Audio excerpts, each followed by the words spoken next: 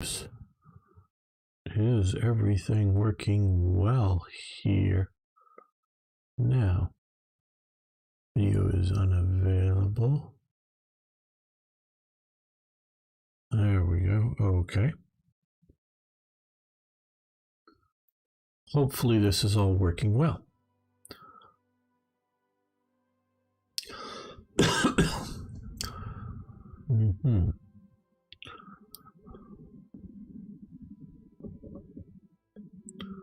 Let's load it up.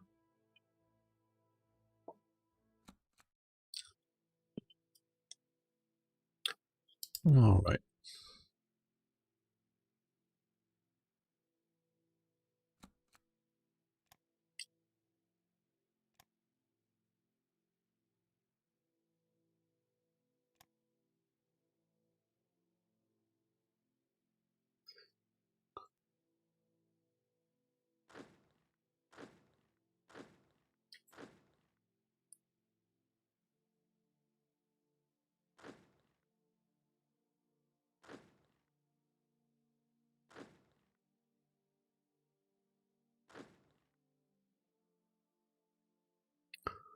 Let's see what we can do.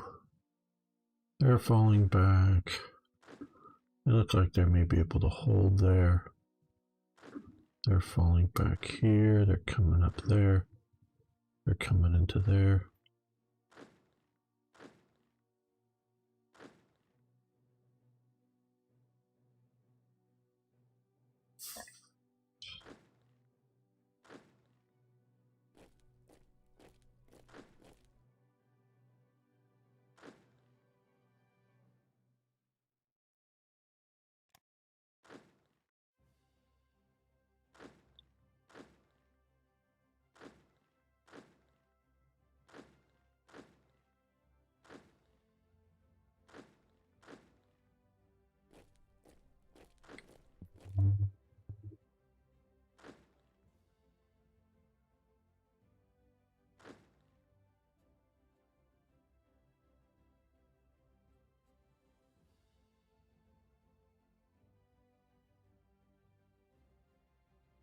They're falling back there.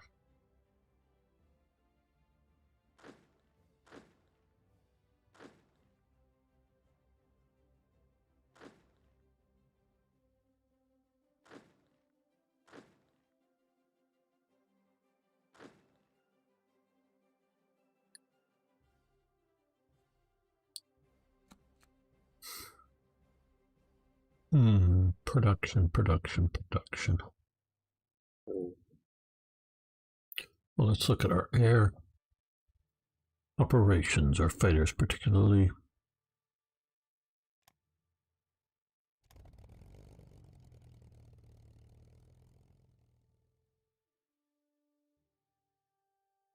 Let them try to continue. These guys we will order to stop, and so will these guys.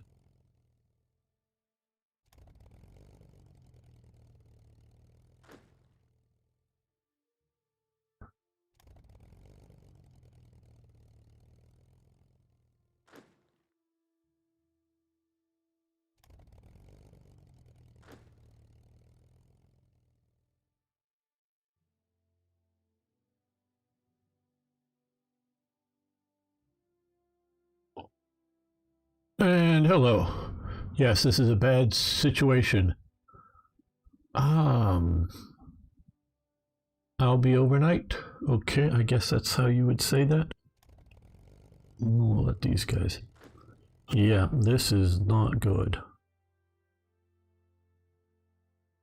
Just checking to see if there's anybody who isn't operating who should be, or is operating and shouldn't. Like these guys, they can take a rest. Just getting started here today. Okay, well, let's go over to this view.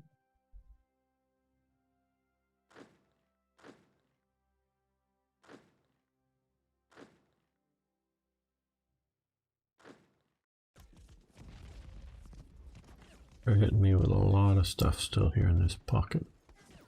Alright, let's make an episode. Anything we want to deploy here? Not really.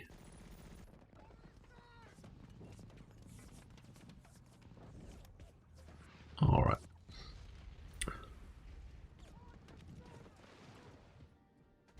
Welcome back to Drang nach Osten.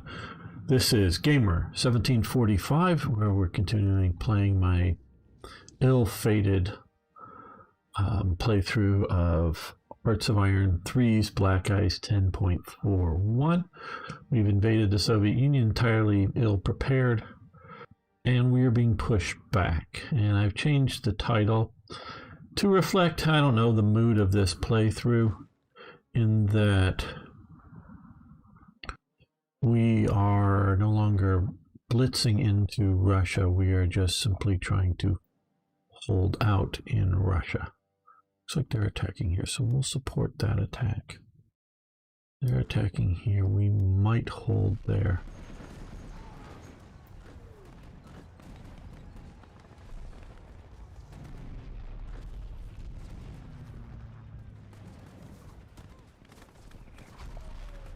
So we will see how all this does. 2 heavy tank brigades, a regular tank unit, all pushing on these guys here. No tanks, got tank destroyers, but you just martyrs. Hoping to get these guys around to the front, or to there in time. They could do well, I'm sure.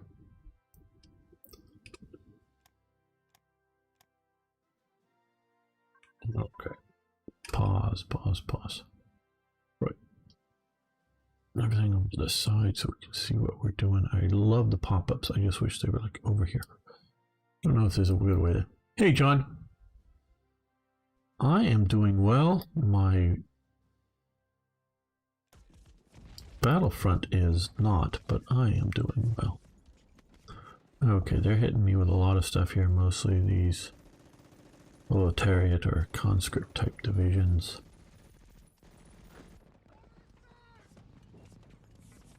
Maybe we'll break them on us. Okay, yes, they're hitting our mountain division here.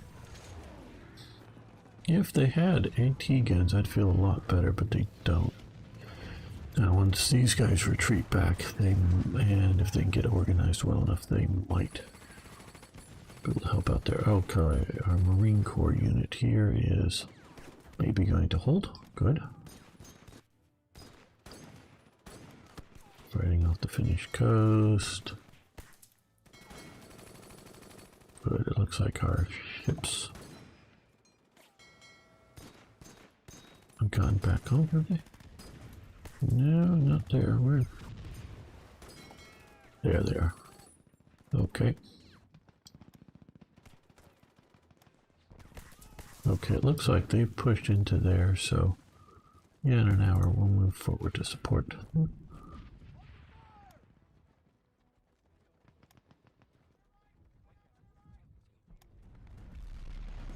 They're pushing there. Yeah, I hope it does too. Okay, fighter ground control advance. That, I believe, is here. 1940, we'll let that continue.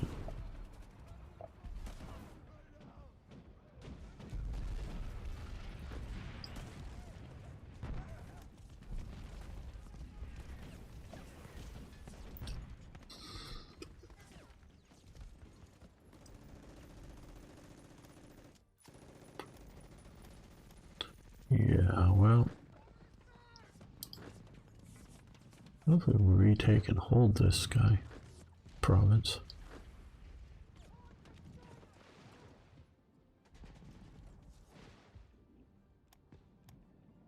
Oh, somehow.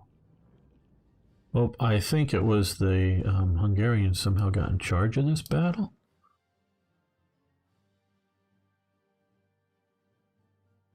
They decided to fall back. We're certainly not beaten. That is weird.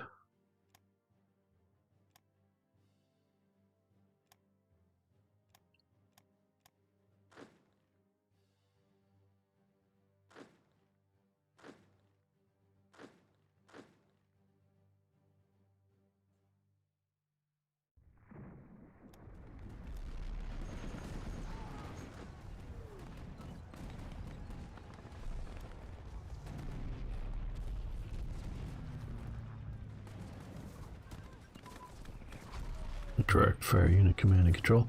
And Sir Toyjet is here. Very good. How are you doing? Direct fire control training. Okay.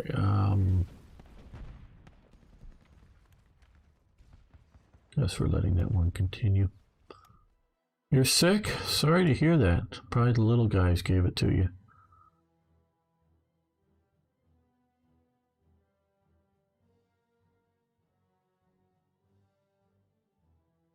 I do hope you get better soon. Okay, well. Yeah, I figured it was something like that. Mobile unit command and control and combined arms. Well, I'm doing very well. My battle, like I was saying, is not, but I am. Twin engine pilot training, that's over here. No, it isn't. It's over here. We're going to let that continue, get better pilots.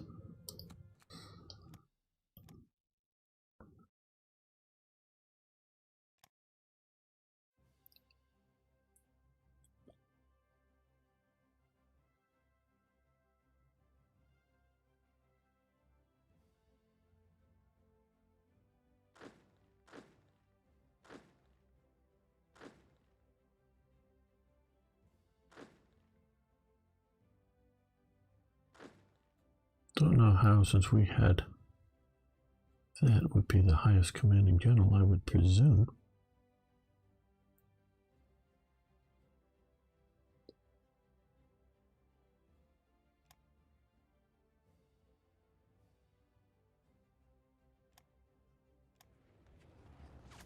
Yeah, attacking to the mountains, if we have anti-tank guns, I'm not that worried about.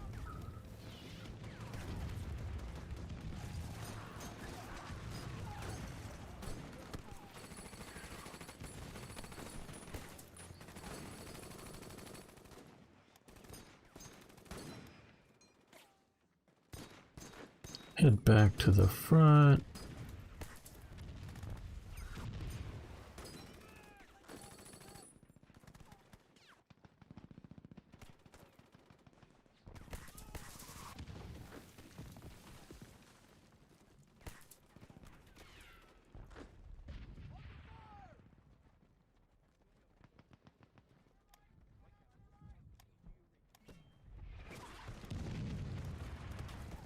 Looks like we're doing okay out here.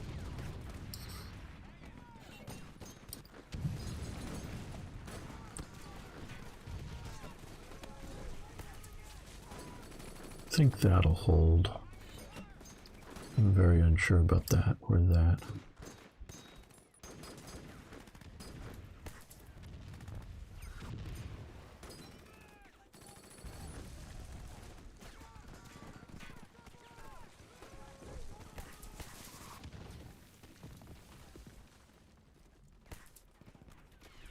Okay, we're gonna.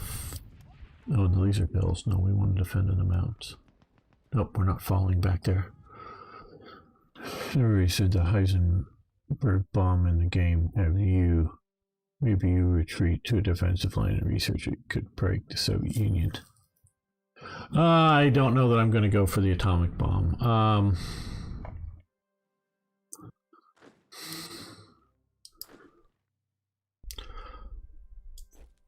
How do I say this? I have mixed feelings about doing that as Germany. I really don't think... I've reevaluated, and I know I talked about this in a relatively recent video, the likelihood of a German atomic bomb actually happening, but still... I just don't think it's that likely in this time frame. Hey, Ari. Yeah, finally it's getting pounded down. So I really don't want to do something that's that unhistorical.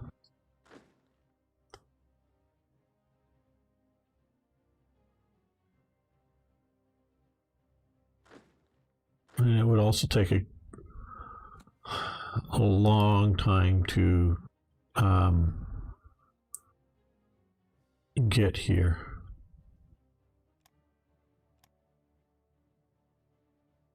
You know, do nuclear research.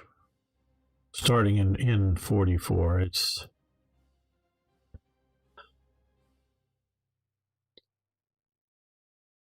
not something. Hello, Impact Easy. Any tips of how to supply line issue? Yes, I do. Okay. At best, I'm playing this playthrough half-hearted, I would say, but and I play better not playing online in front of all of you guys. What we have here is how to do this. Build some of these big guys here, and the big transports. And I think he's flying to one of these bases here, these guys. Oh, yeah, here. And then, so you fly from here to here. We can go to the supply mode. And then from here, you have this group here. They're waiting for supplies. Let's see, we will specify there. And they will fly down here. Oh, we took out 3 subs. Good. And so just create air bridges. Hello, Niagara. How you doing? And so that is how you do this. You just fly out.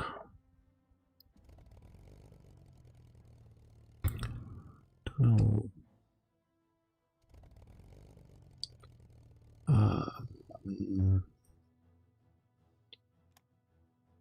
Air supply.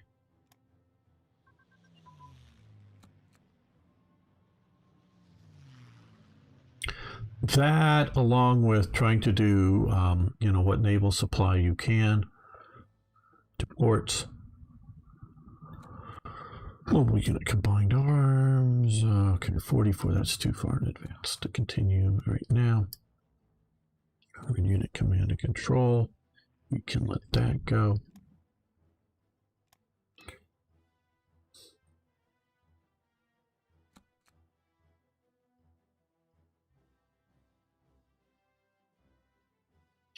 Now you need to, because they're expensive, you need to start building. You can, and for the last leg of the journey, I do have, I think it's over here, some that are flying out here. Okay, you should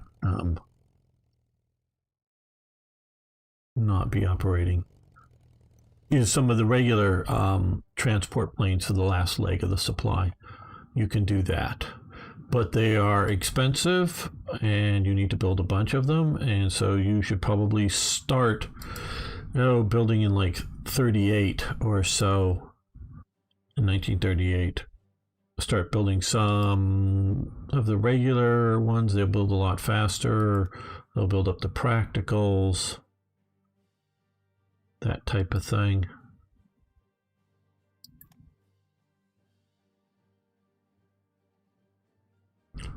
What do we want to research? Okay, we are doing pretty good for officers. I don't think we need to shift.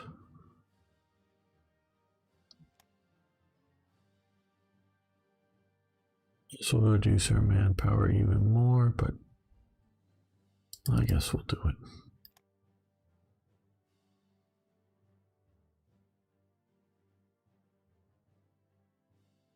Yes, some of them. I think we've gotten most. I don't know if we've the Baltic states. We can look and see here that better infrastructure.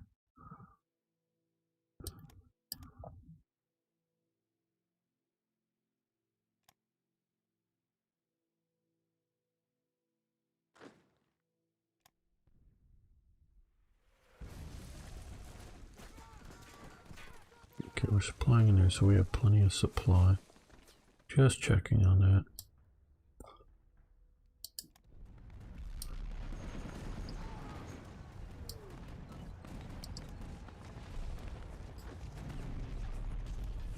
Yeah, I think we can hold there.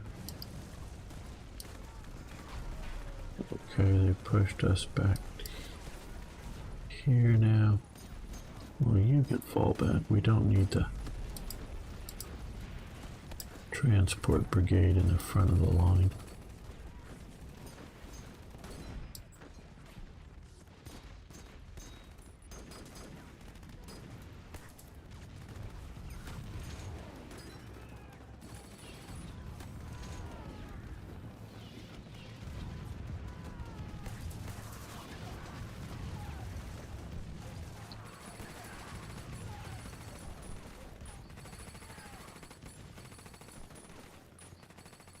Major defeat. Out here, okay. Well, maybe the Italians will turn that around.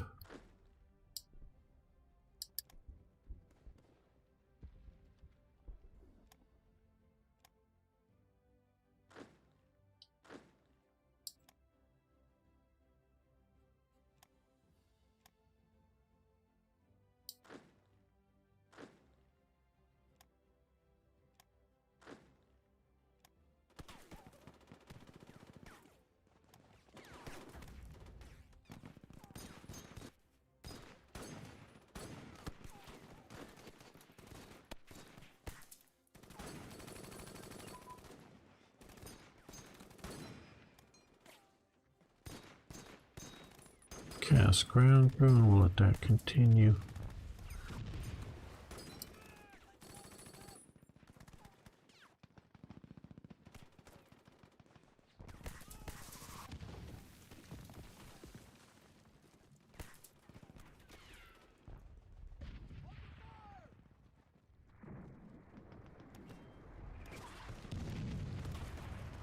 We're falling back. Oh, you're not. Why aren't you?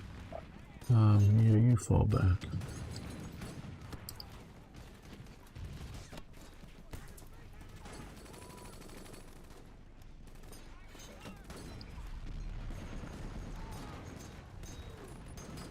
Okay, well they won. Good.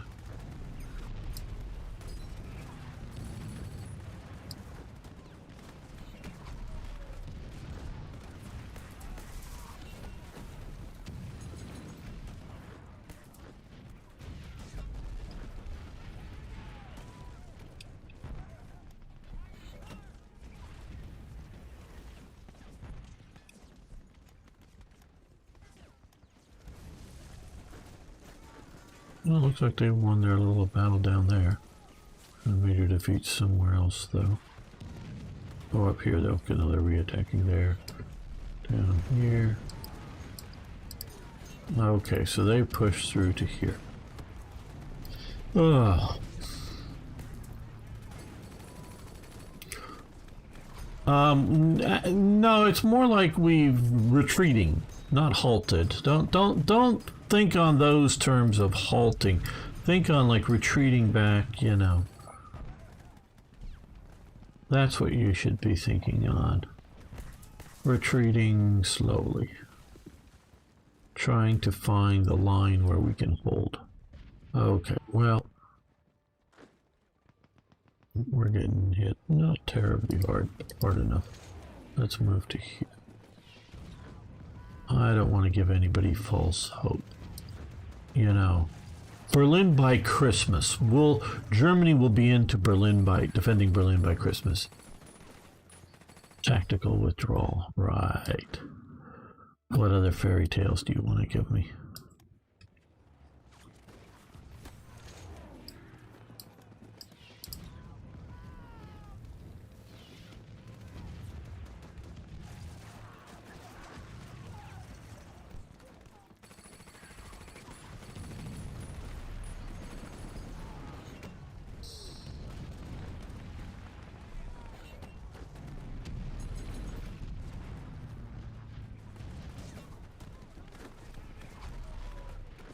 I don't know why we haven't been moving you for some time.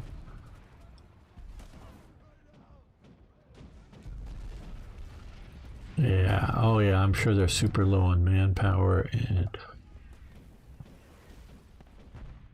How are they getting their oil? Well, they have. Well, you don't know their reserves. How big were the Soviet reserves when I attacked? We're only in July. I attacked in May, so it's 3 months in at most.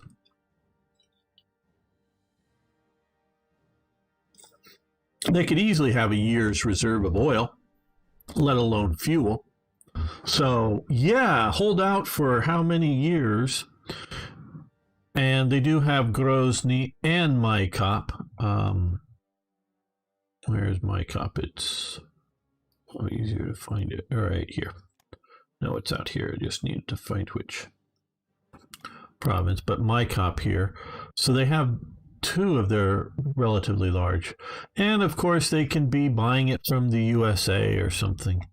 So, hey, don't know why we would think oil would be much of a problem. Not saying no problems, but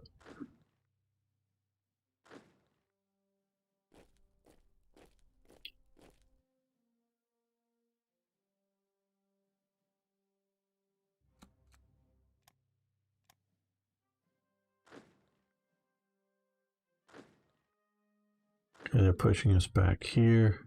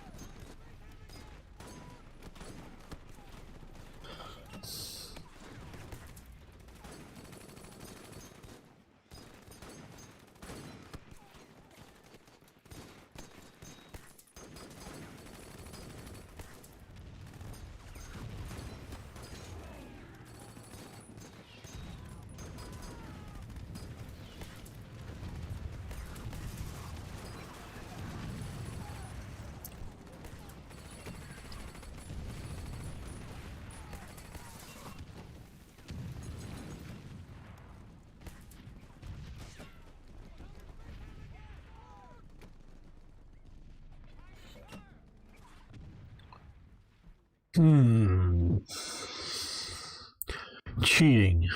How do you mean that? They've got a lot of buffs. I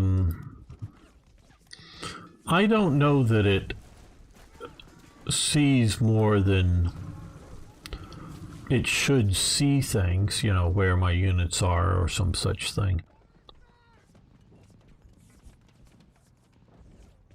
Okay. No, those aren't my transports. Those are my transports. Well, let's do this.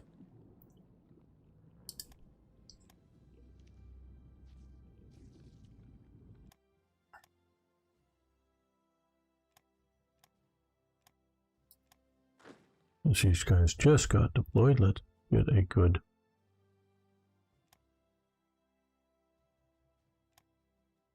defensive. No, not Luftwaffe officer. Not AA. Okay. Well, let's save this before I do that again.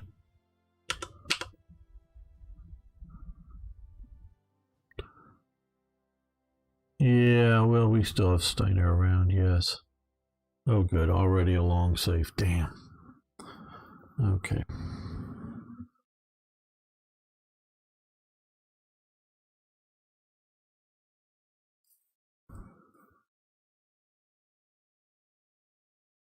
Well, we're going to have to wait through this. I don't know where these Romanian army forces are going so far. West are doing. These guys here. The front's the other way, guys. Other way.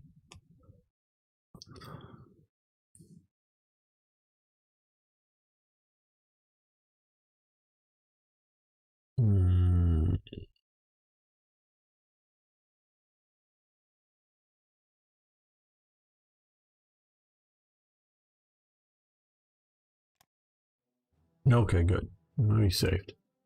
You like more supply research? A lot more supply. Faster regain of org, maybe. King Michael coup already? I don't know. Well, what we're going to do now that we saved that successfully, we're going to quit. Don't worry, we're going to keep recording and keep broadcasting. Your screen will be going black, though. But it'll be very quick to come back. And we will see the screen. Yeah, I don't know any about it. You know, things are going well in Romania.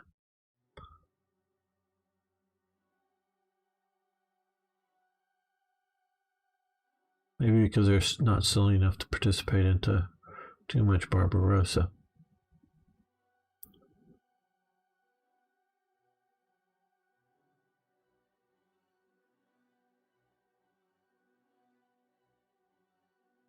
I so would love to be able to just control and play, you know, my faction members. Don't want to merge all into one country. No, I want them to all be their own thing.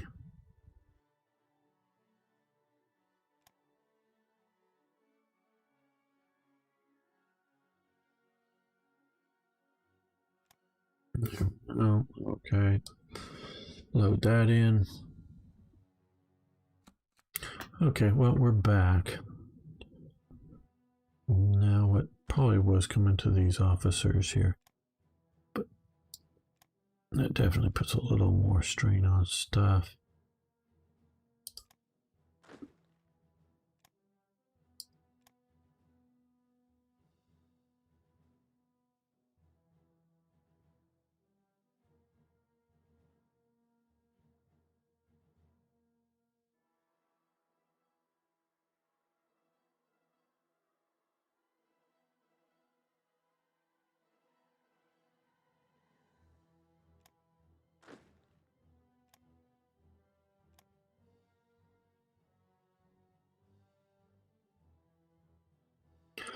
Okay. Then get on board the ship. Get Rommel on board the ship.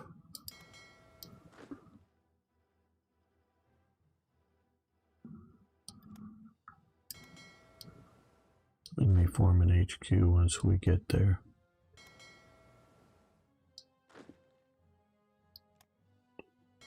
Okay, all of you guys come to here. Rebase.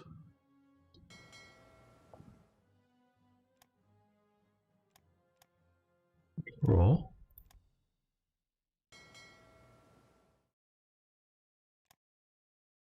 Roll. That's right, we're also having...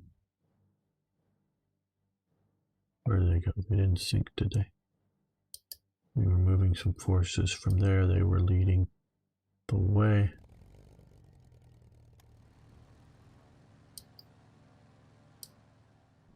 No?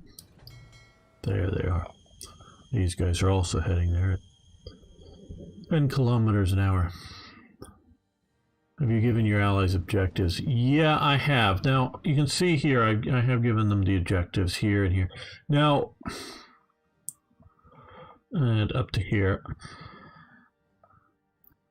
I don't know. I know I should have done it earlier. So when I did do it, they were marching across laterally. But we see forces moving east. And we also see forces moving west. We can see these guys going home. So they've, like, I don't know, decided that their objective is undoable, or I'm not sure, or unnecessary, or I don't know. So they're marching, counter-marching, disorder, that type of thing.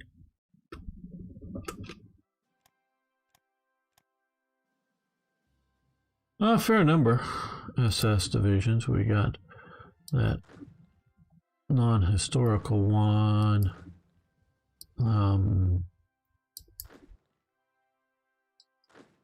We've got Florian Geyer there. We've got Das Reich is coming up. This SS brigades there. Got the Italians. Liebstandart coming there.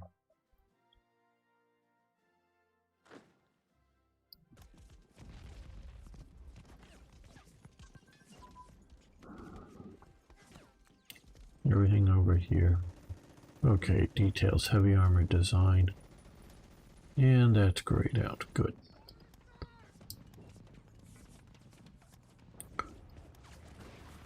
They're here and they're going to hold, hopefully. They're going to hopefully fall back to there. Okay, but don't know.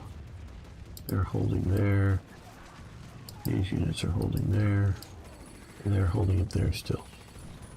Well, I don't know if I'm going to try to dig up all of my SS army or SS units here, but we got a few of them.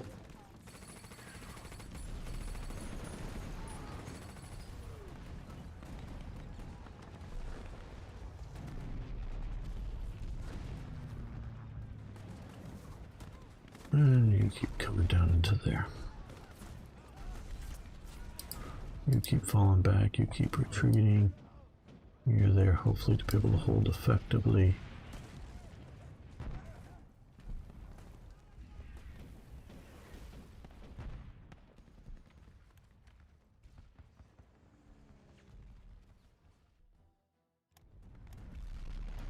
I'm not trying to be a Debbie Downer here.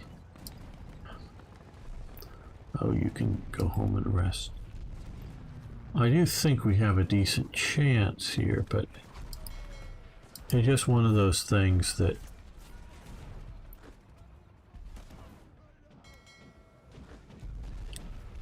it ain't gonna happen fast.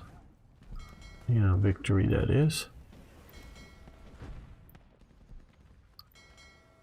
Oh, we have two groups of ships here.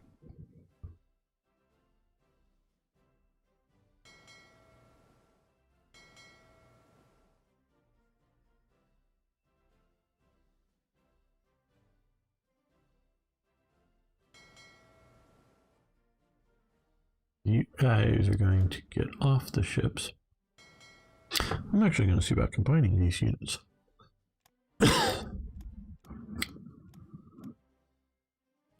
And then I'm going to put this on. It'll go slower, but we're going to see about getting them there all in one piece. Here, I think, rebase. Yeah, that's a decent path. That will help up here in the north.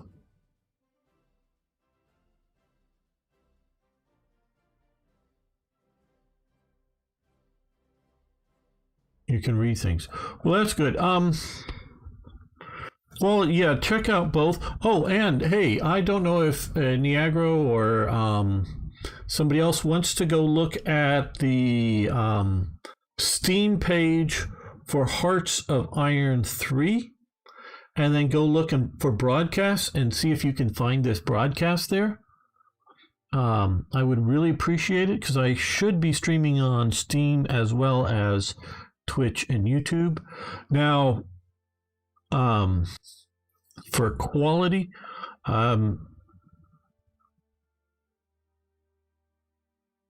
I don't know which is going to be the better quality. I'm sending it out to Restream, and Restream sending it out to the three services all at the same time.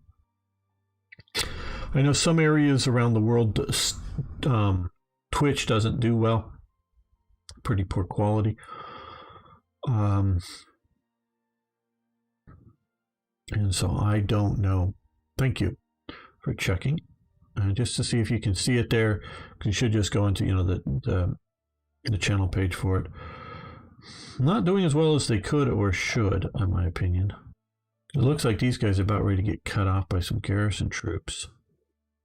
And these guys, transport unit just sitting. Okay. Slowly pushing through the Philippines.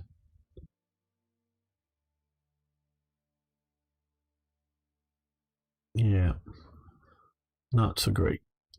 Not terrible, but not so great. Okay, we can do some more research. Let's look at our air units. Yeah, we'll do that.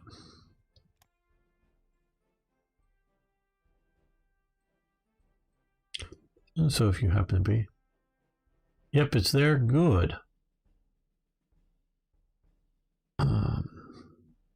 So if anybody happens to be watching there, you can find me on Twitch and YouTube, gamer_1745.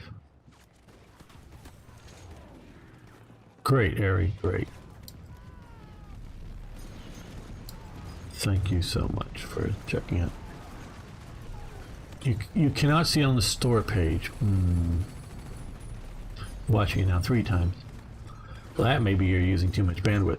Well, it should be to the under community tab, I think, and then broadcasts. Impact easy.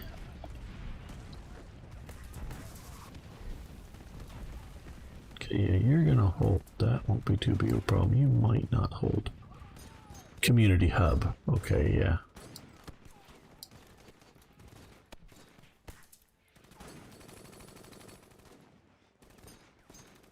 Only gotten that one base, we would have been able to stomp all these. Great, good to see it that it's there. You know, hoping to grow the channel and things. So, trying to have places. Okay, we stamped out 2 more submarines.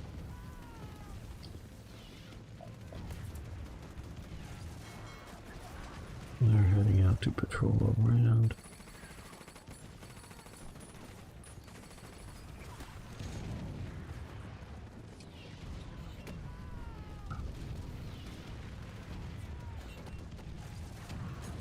Okay.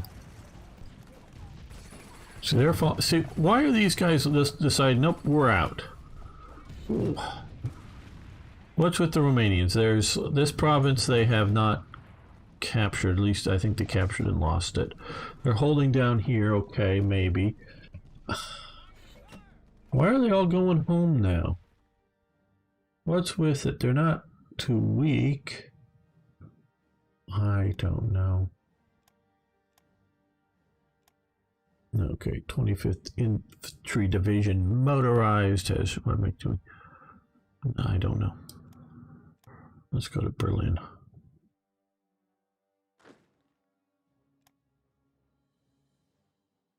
Very well. Let's head them down this way.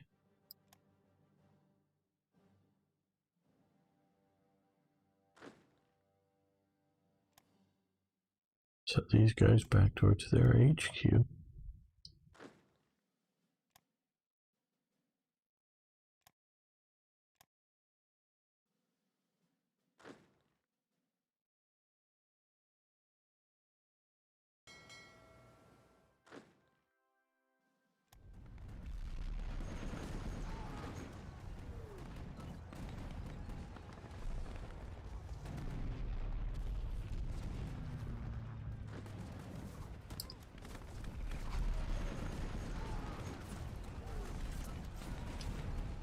Okay.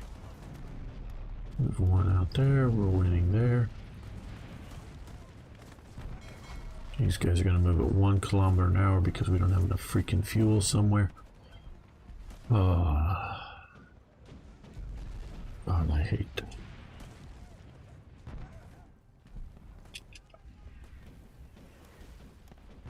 We have plenty of fuel, or we should.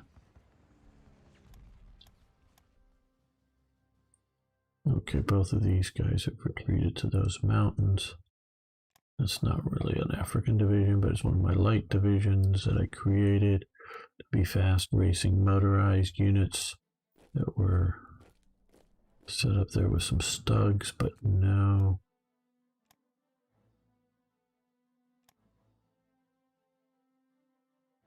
Wish you could control my... Yeah. I still have that dream one day of a big multiplayer game.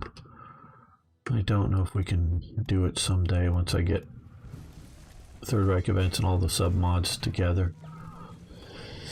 That would change things considerably.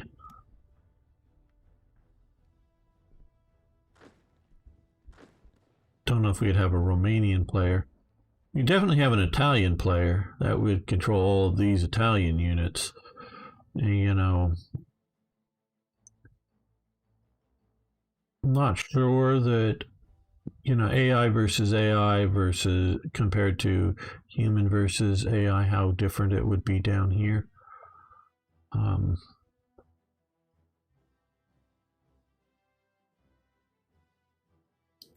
Well, you've got fuel now, so try to push on these guys some. Oh, we got that. Yes, yes. Well, there's an uprising up here. Oh, goody. Just what I needed.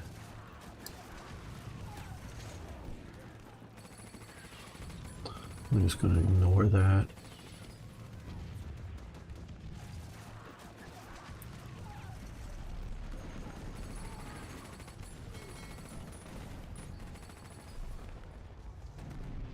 And for some reason, they're moving faster. Now, how fast are these guys now moving? Okay, 10 kilometers. Okay, now they're moving good because it's now green there.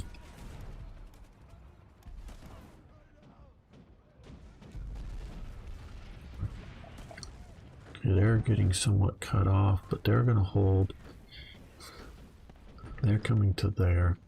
We might just be able to hold down here.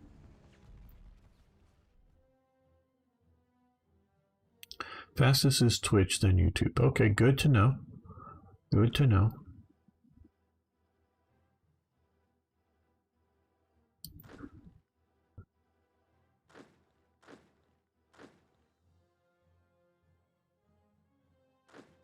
Okay, guys, just fall back to here. Yes, I know, major defeat. But that's a fortified city, so you'll be able to hold there better.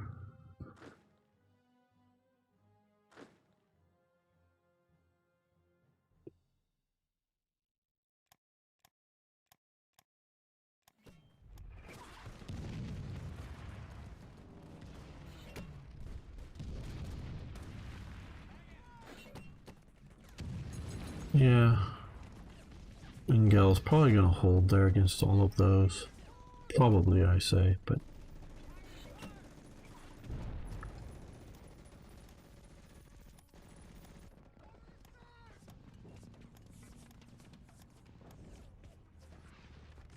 What killed this front was trying to save that one division that I didn't save and pushing too far out. But we get those garrison units and those infantry divisions here. We probably can save this.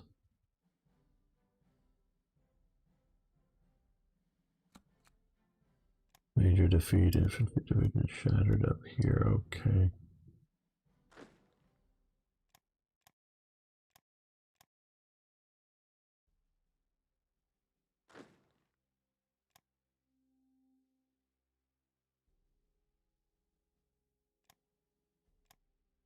Okay, they're moving into here. Well, they look like they're reinforcing to there. Okay, good.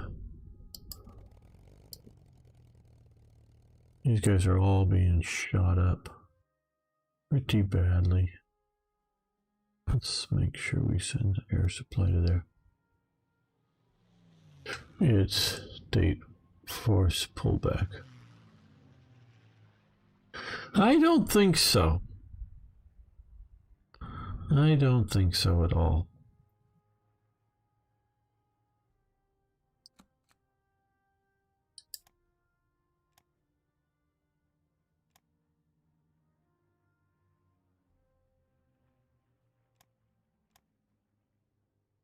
I keep getting this, I keep going on and off battle up here.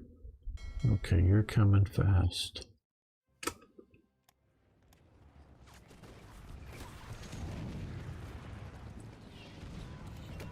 I really wish the AI would sort of make up its mind about some of these battles.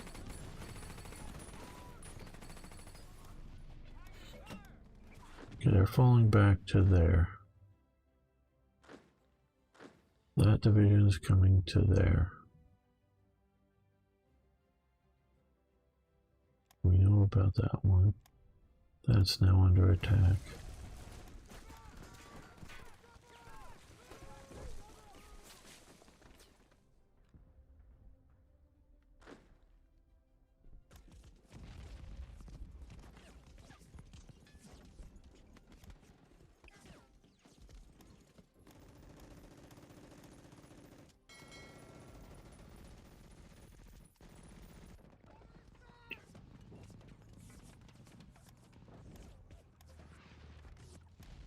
Okay, so we are winning here.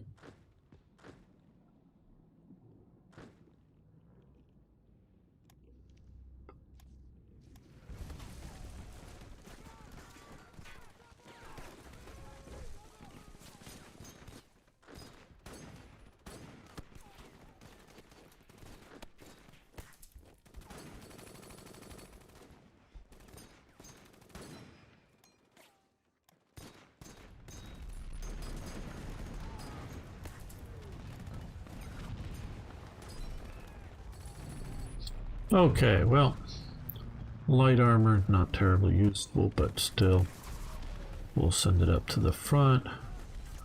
I think this part of the front here is where we go.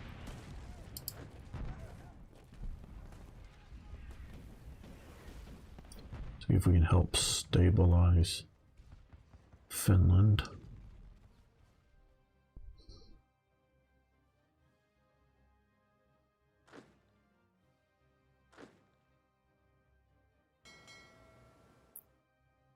Come on, guys, keep going. Why aren't you letting me? Okay, you are there. You are coming. Where are you? Oh, you're here already. Good.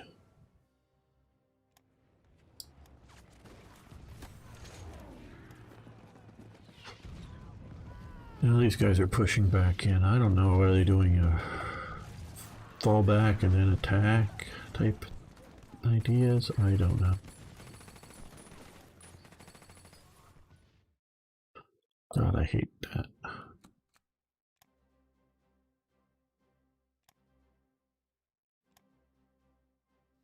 It keeps this. I hate this. These guys either attack or don't. Just stop notifying me.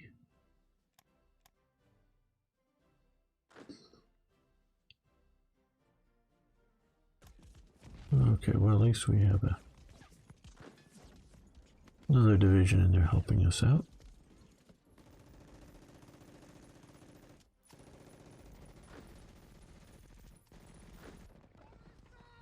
Yeah, they'll hold.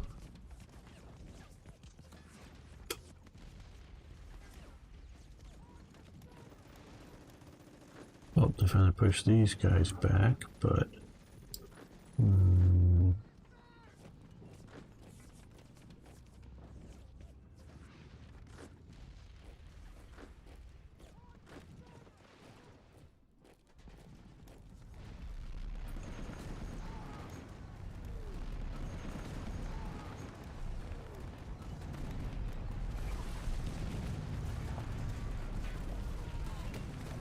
okay, reinforcements have made it here.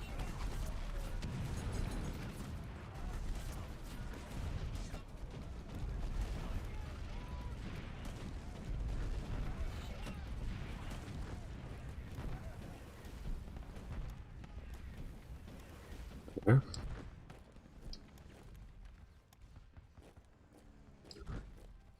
You get to fall back. So we don't want you collapsing entirely. Now, you Italians, you can head back over to here, I guess. Reduce supply pressures. Yeah, we knew we would lose this province here. But we're going to hold in the mountains here, hold in the city here, hold in the hills here, and the swamp there. We're going to have to do that, or otherwise we'd have to come all the way back. Well, I could probably hold in the swamp. Probably don't have to go back. Hey, Martin, how you doing?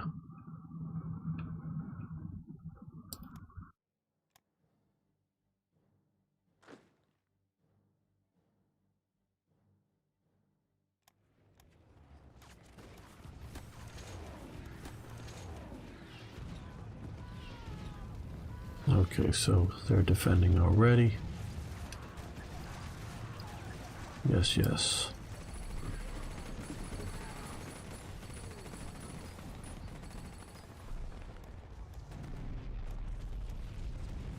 Yep, they're attacking The city. Very good. Auto-saved work just fine. Okay, cruiser damage control advance. Very nice. And cruisers will fix up damage better. We'll let that continue. Medium tank destroyer designs have advanced.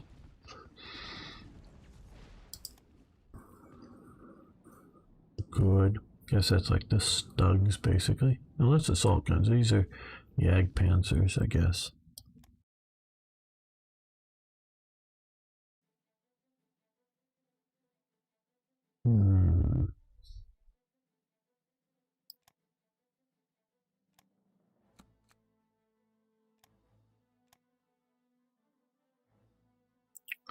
I'm doing very well. Good that you got back together with your girlfriend, I guess. I have to wonder why you may have split up in the first place, but okay. Okay, we can get DAC reinforcements. We want to do DAC reinforcements. Deutsches Afrika Korps. Reinforcements to Africa. Give the troops to Italy. Not going to happen.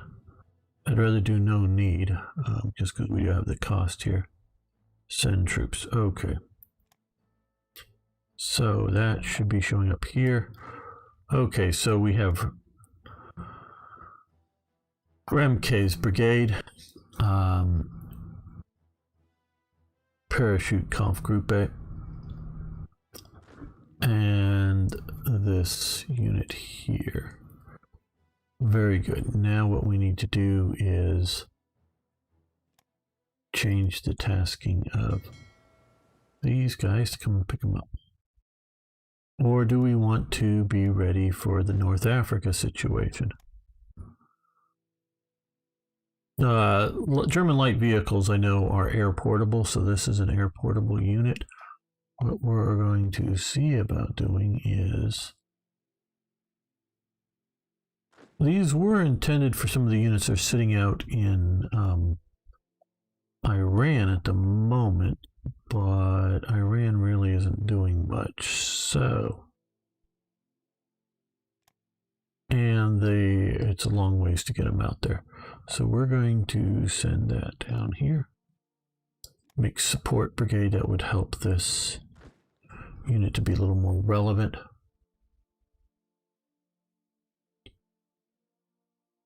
Uses in Panther Battalion regiments to cut off the Soviet line. Yeah, we are getting ready for Operation Torch. That's what all of these guys are doing here. That's what they're doing here. Yeah, I could be using some of these on the East Front for sure. And I don't know where you're going to get these. I mean, we have this unit, but it's not strong enough to defend or defeat a Soviet unit on its own. Stack it with some other forces, yeah, okay, but not on its own. These guys aren't even terribly useful.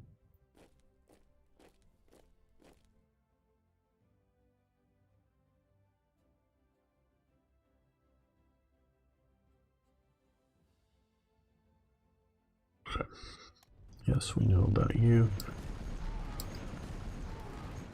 They're attacking this unit there in this mountains. Okay.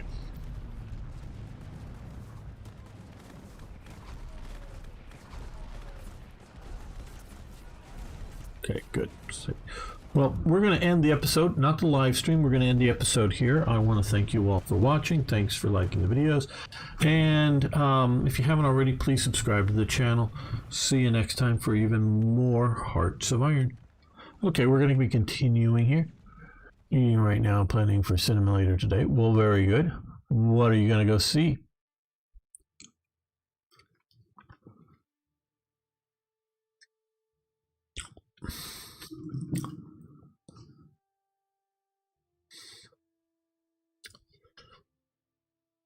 All right.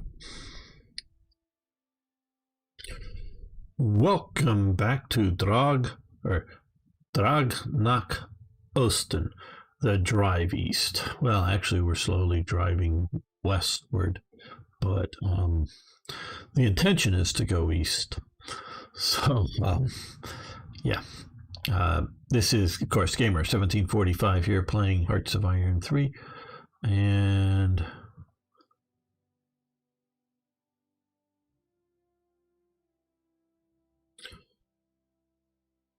we are trying to stabilize the front line as best we can here.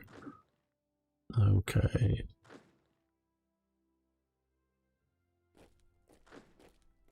Okay, the Italian army is here finally. It's a pretty decent headquarters bunch. We'll send that up to there. We'll set these guys this way.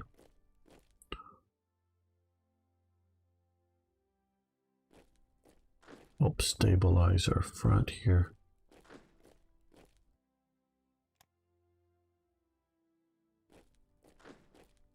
Yeah, why don't we come here, select all, and make sure they can all get reinforcements. Okay, you're going to sort of stay back.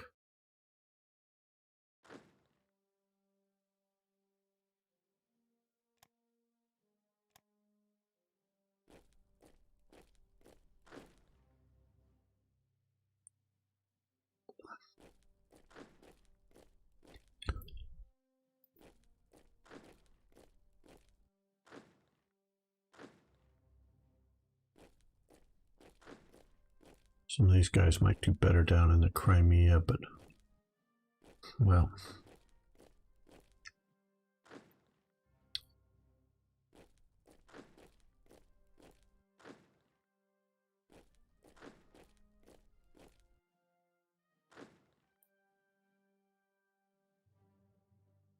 The Forever Purge, okay, don't know that I've seen the trailers for that yet. Says berries, you can cut them off by having some. Yeah, if we could, maybe.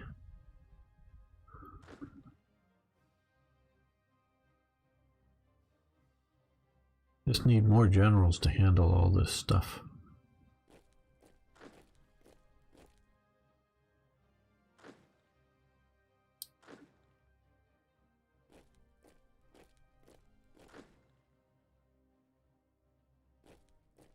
Because I don't know if you've noticed, but we're starting to stabilize the line here a bit.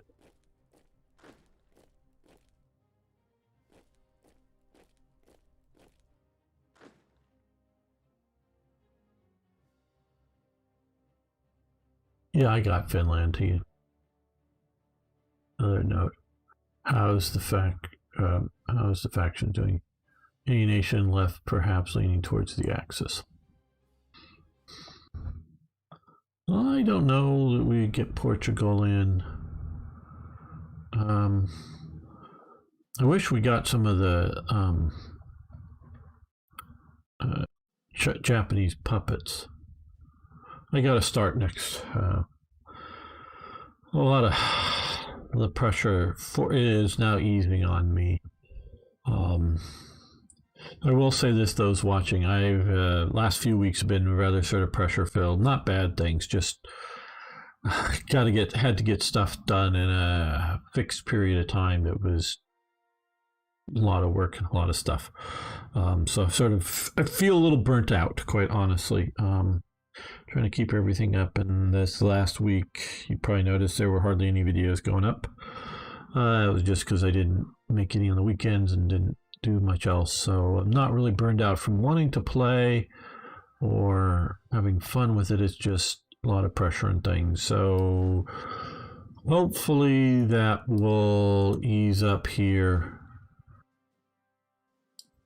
and I'll get to modding things and get Hearts of Iron, the Black Ice for Hearts of Iron 3 done soon.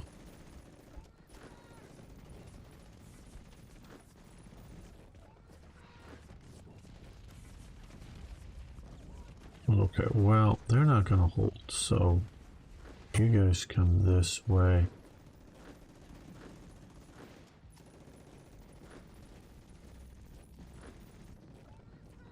We find them.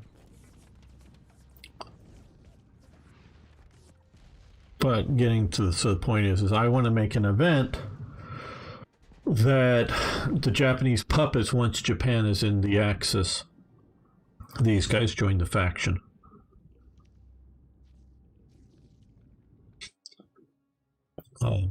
So I want to do that. Just a bunch of stuff I want to do that I haven't been doing. That hopefully this next coming week I'll get to doing. But yeah, I think that's about it for our faction members. Got quite a few. We do have we do have these guys. Bulgaria.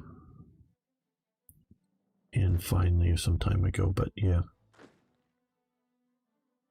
You just don't get a word on the map.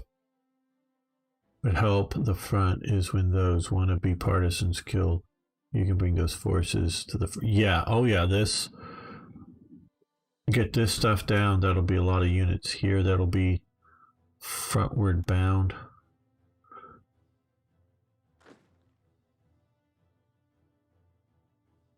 It'll help.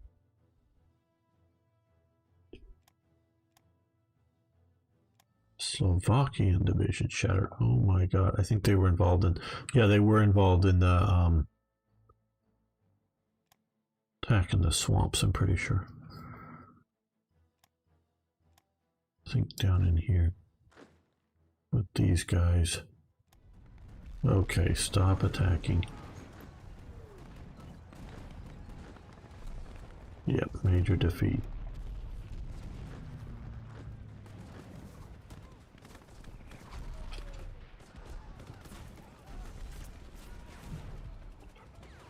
Okay, well, finally got these guys in the front line. These guys are covering there. If they come to here and here, they'll be very sort of like area once the other place to cut off a bull. Oh hell, these guys are about done for. Damn. These guys have been part of that defense. Oh god. Wow.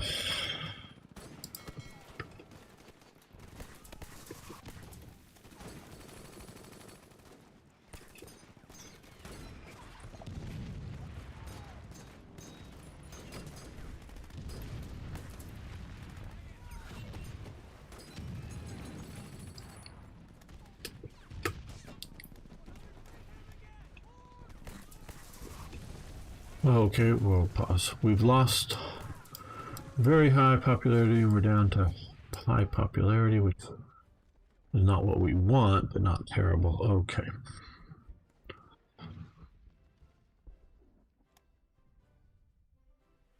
Alright, okay, they're just probing us along there, to there.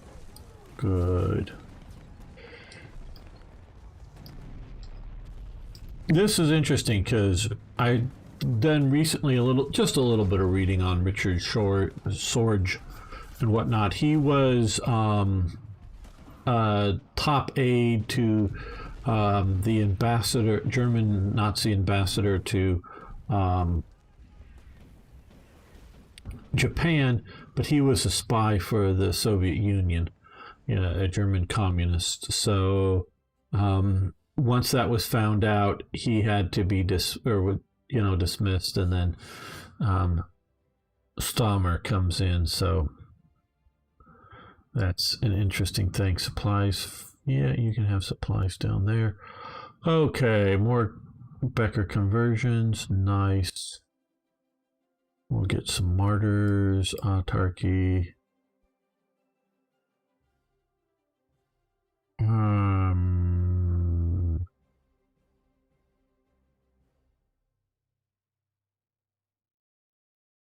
Metal, energy, rare materials.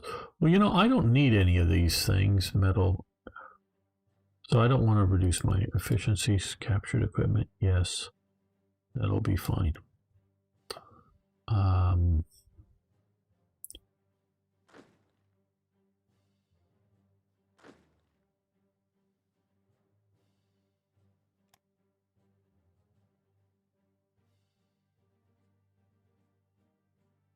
Okay, so here, sort of a Soviet conscript type division. Got a bunch of martyr units. Where are these? Okay, in Berlin. Tank destroyer motorcycles.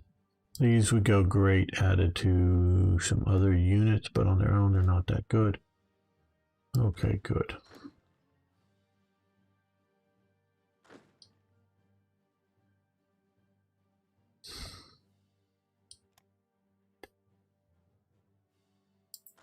We're going to wait for those to retreat.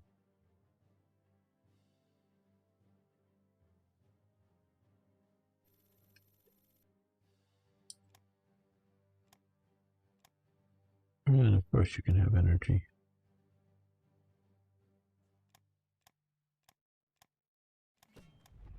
Keep following Pavlonia and click on the thing because it's a thing that pops up and you want to see what it is, but you already should be knowing.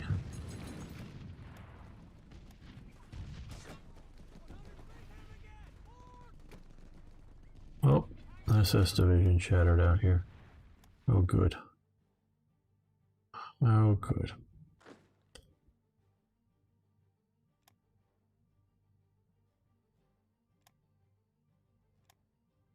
That was here, I think.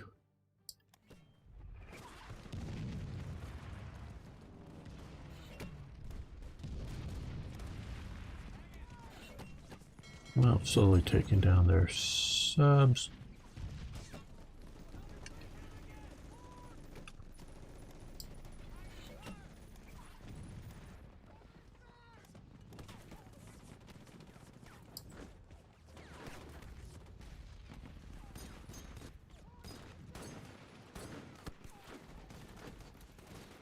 Okay, Lipstandarts here. This is, I think, down here is where they should go. Yeah, I'm gonna get them down there. Oh, whatever happened? Oh, these units here. Did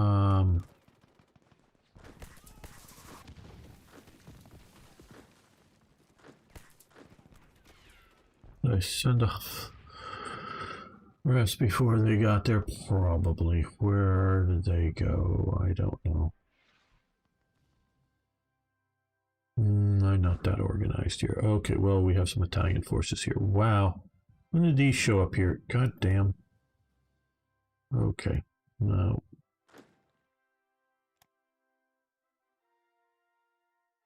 Okay, you're getting a promotion. And okay, the Italian. Huh. Well, more forces here.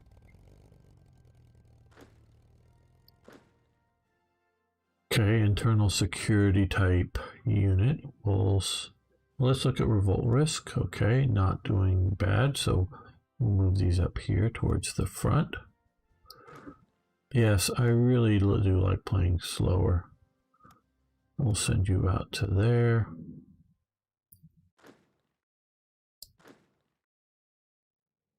Send you out that way. I know it's not concentrating the forces well, but I'm just hoping to stabilize the front a bit. Let's get away from the awful green. Okay. Can you send casts from Crim to Caucasus to help the troops in the mountains?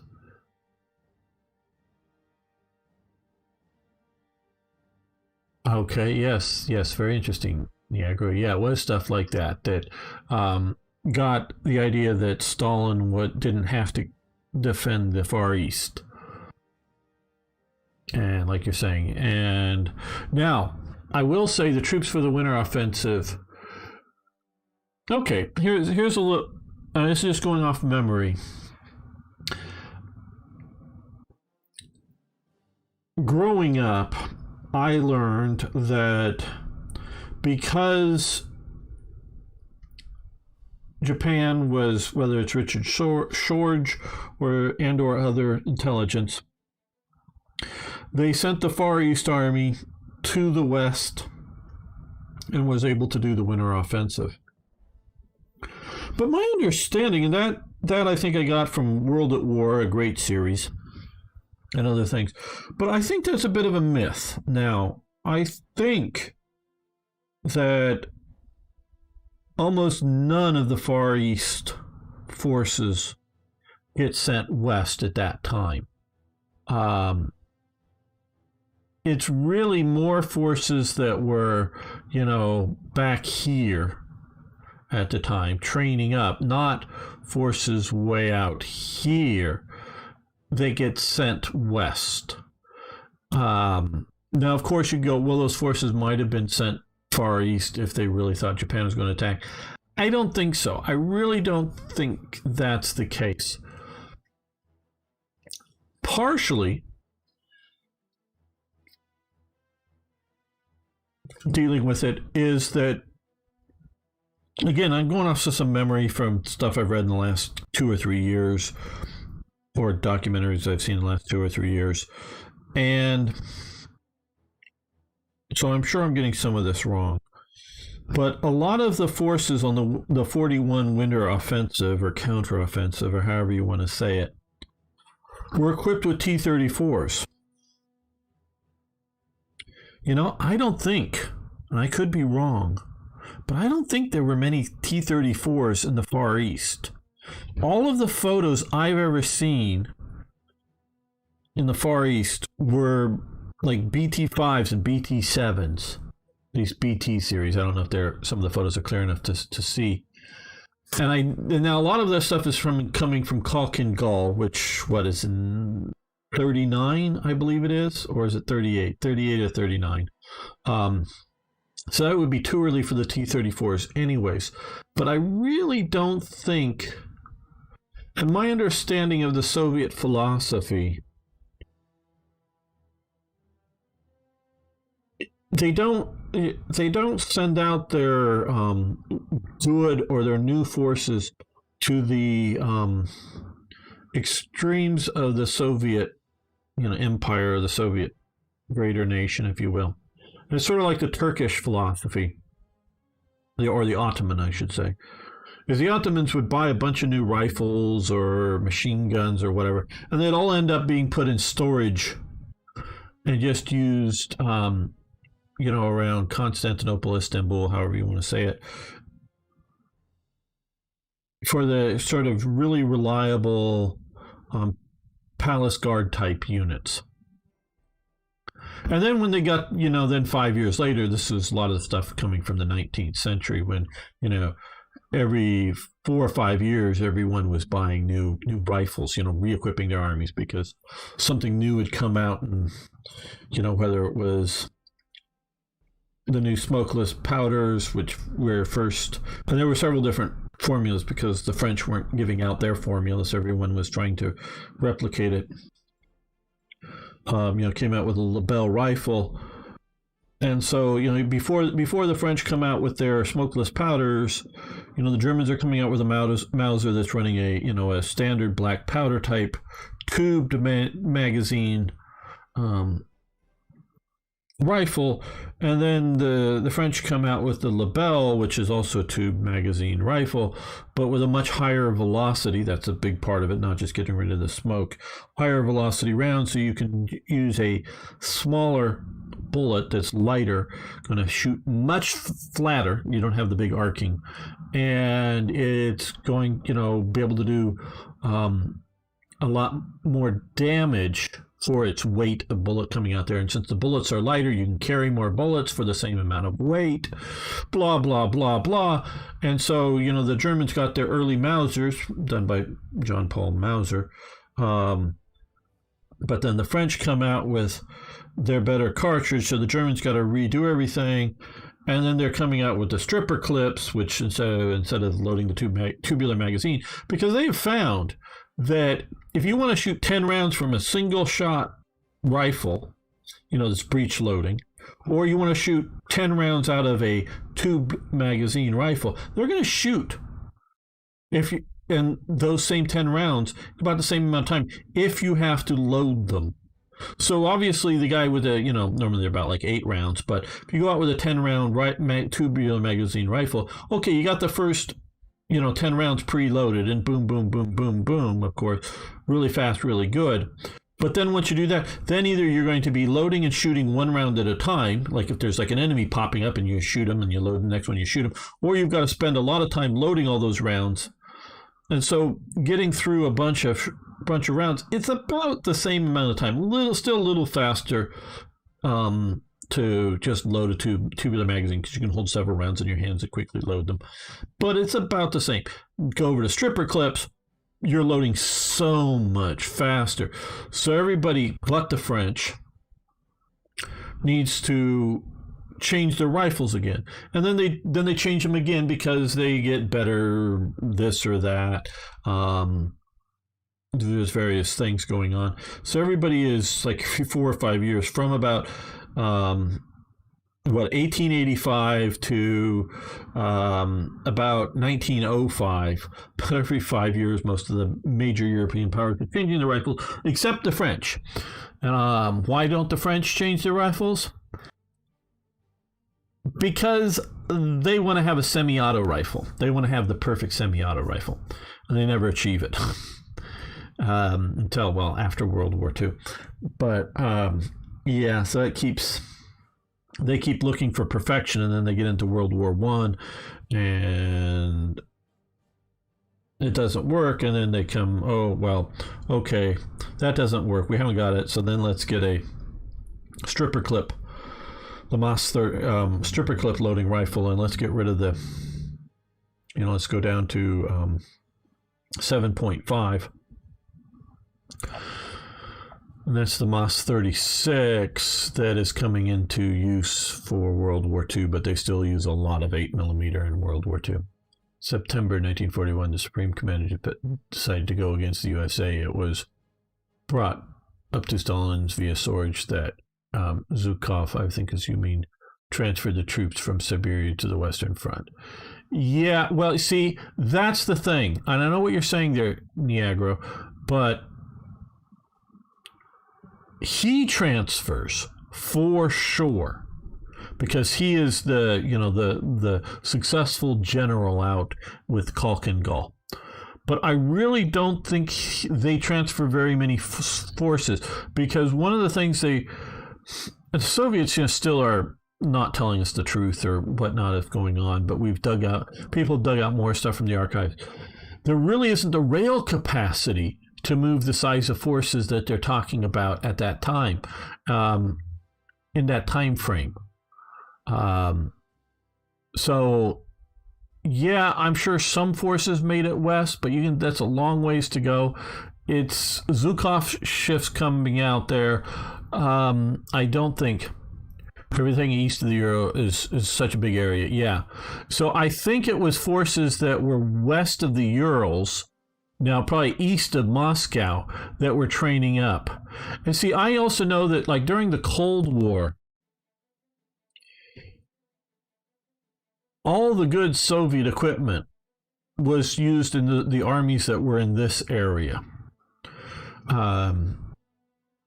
There was, and that was sort of the full-time standing army of the Soviet Union, except for the main sort of force of the Soviets that was in the Berlin area, or East German area. They were also the other full-time standing Soviet army, and not a call-up once tensions got high enough. But so because the Soviets had the T-55 tank, their main sort of tank, then they come out with the T-62, and then they come out with the T-64, and then they come out with the T-72, but you never see the T-64 used anywhere, because it's thought to be sort of the premier tank, even though they've come out with a later T-72, and it's used, in this area. It's not to where the West can get a look at it. They sort of keep, that's sort of the Soviet sort of way, is to keep the good stuff back in here as sort of a surprise. So I really don't think they sent any T-34s or any significant number of T-34s out here to face Japan. Hey, John, how you doing? Don, where can I download the newest version of Black Ice? There is go to the I can't get over there now without crashing my game, but it's in the Black Ice forum. You'll see it's 10.52. And there'll be a thread pinned on it with the latest downloads. Anton, you should be able to get it just fine from there. If you ask again when I'm not streaming, I will post a link to the forum then, and that is the most up-to-date version as far as I know.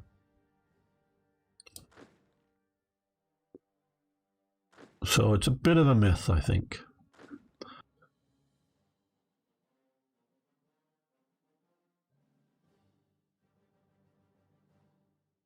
So now on your Kharkov. Oh, right. Here, I think. No, it's Kursk. Where is Kharkov? It's here. There. Knew it was out here somewhere.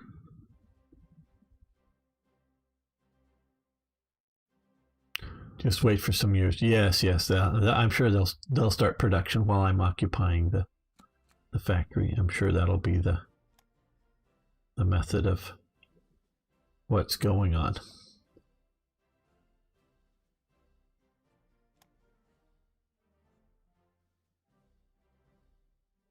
Fine, copper from Chile, just what we need them to do. Okay,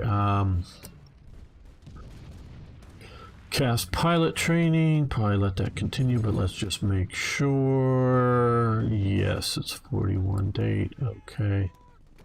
We've won that battle, okay, so we're pushing them deeper in the swamp. Yes, we want...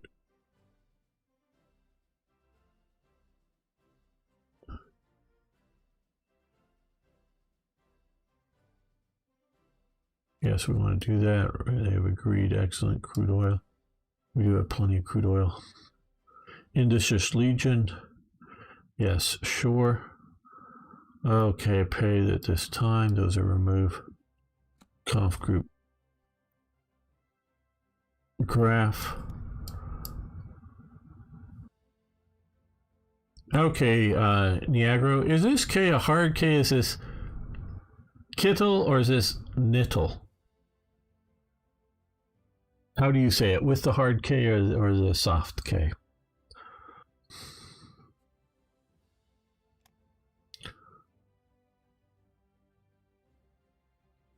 Kittle. So, a hard K. Okay. I thought so, but I wasn't sure. Okay. Oh, we got this. Okay, good. Well, I'm going to cheat just a little bit here. I like conf groups. I agree that you shouldn't just be able to build them because they become too much Uber forces. But we'll take that one there. There could have been another one, but I guess Graph didn't get loaded. Not seeing Graph here. Okay, so we have this unit here. These won't like colonial infantry.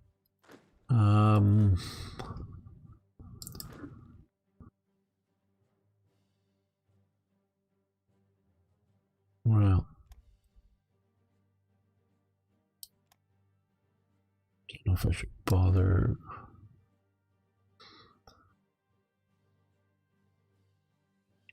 Let's send these out here. Hello, Eric. Don't miss the end. The end. Kniffle? Kniffle? Kniffle? I'm doing well. My army is dying, but I'm doing well.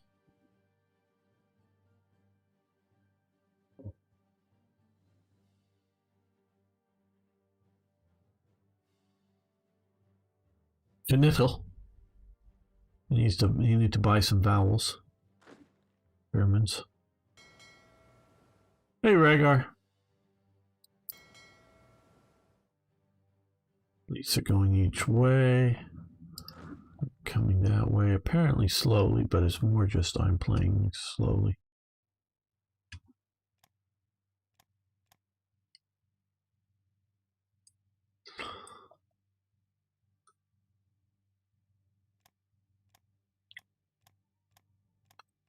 Panzer core shattered, which I didn't need that to happen.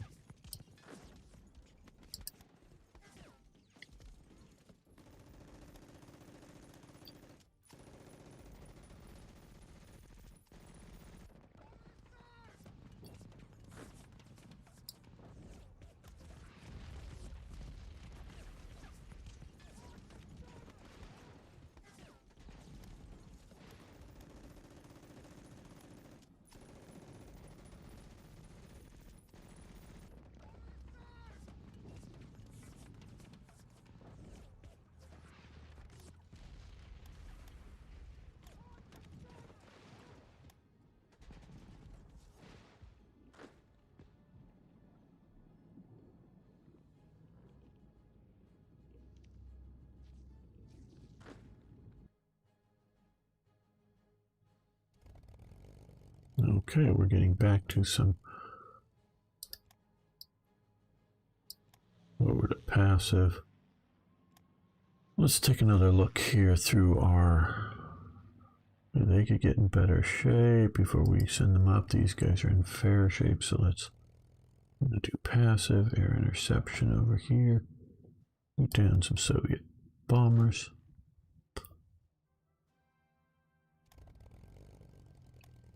You need to take a proper rest.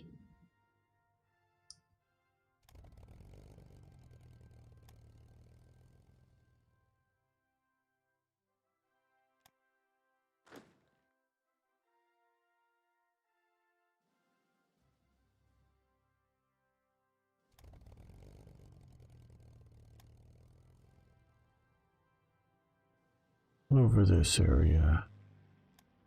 Go after them.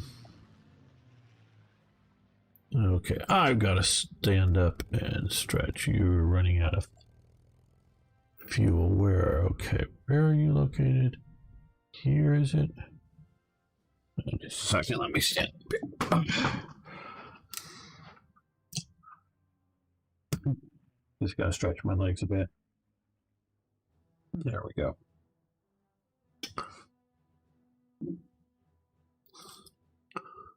They're in... Yeah, they're here. Are we not getting supplies through here? No, it doesn't look like it.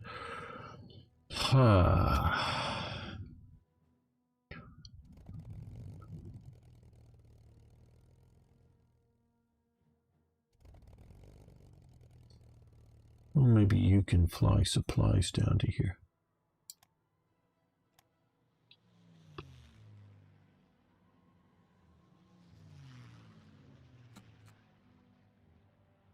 Okay, well...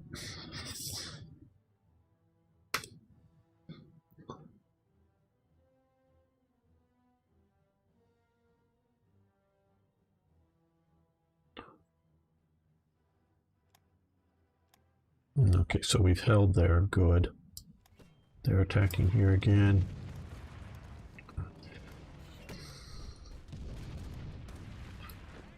Okay, well, let's fall you back, because I don't think we need another one. Another HQ shattered.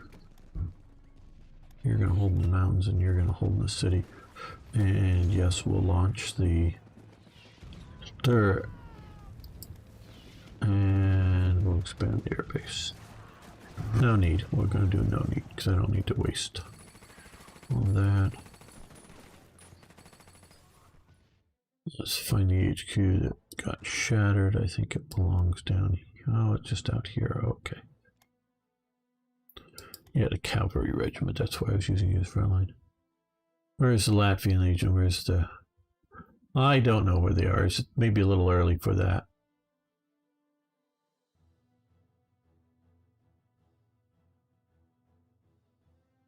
Wrong game, right. Okay, guys. Attack here.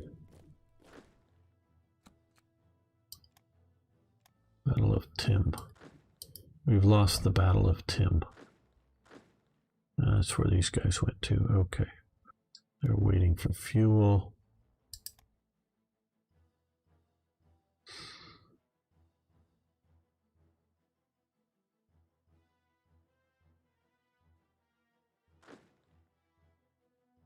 waiting on supplies. Well, while they're so bad on supplies,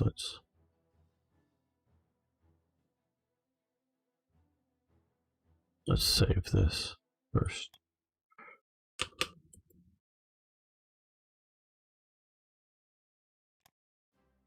Well, there's not too many supplies coming through the swamps, so I don't know how good that would be, but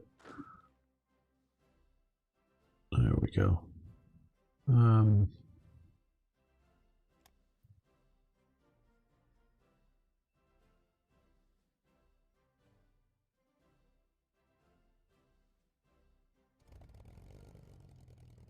Okay, stop ground attacking.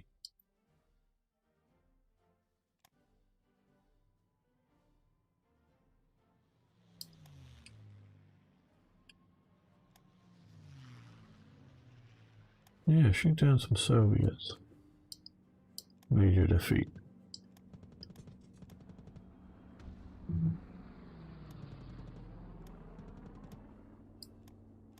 Oh, we're losing there.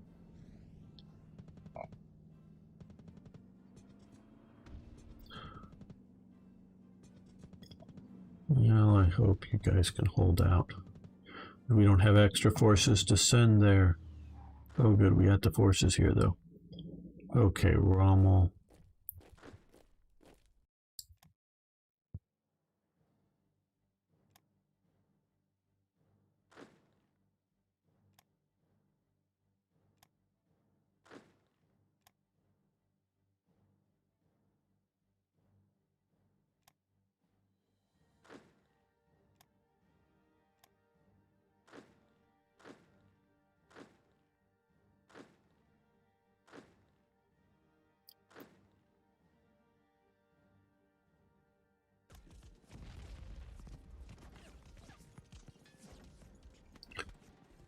Well, all my paratroopers are down here, or all but one division, and these guys are falling back.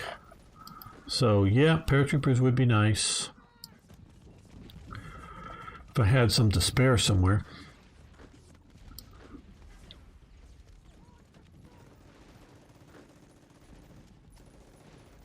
As soon as these guys have retreated, then we're going to fall back down to here. Because these guys are under way too much pressure.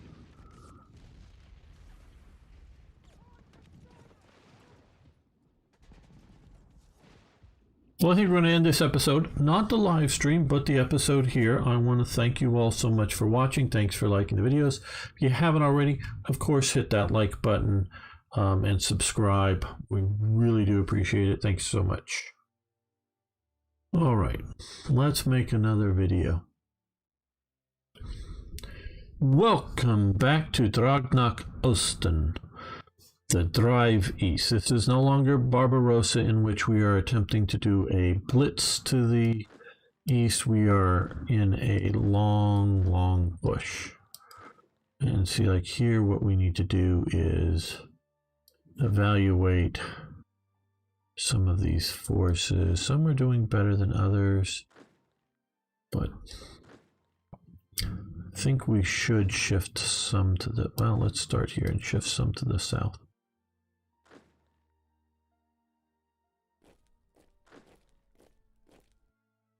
Part of some of this is no fuel, or no supplies really.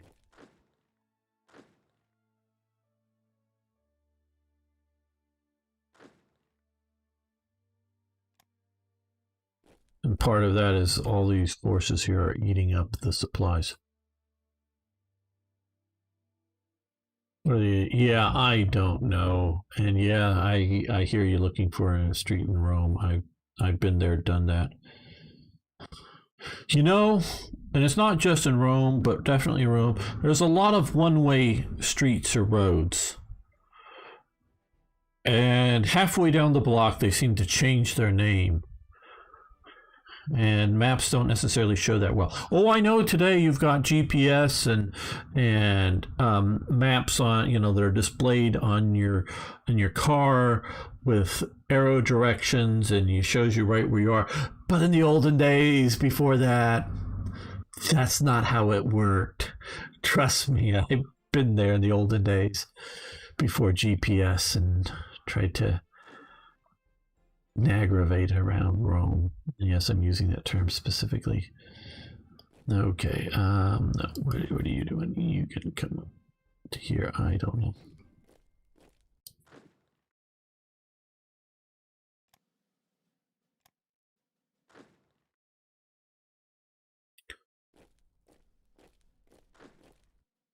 Yes, you're waiting for fuel. How is our supplies looking?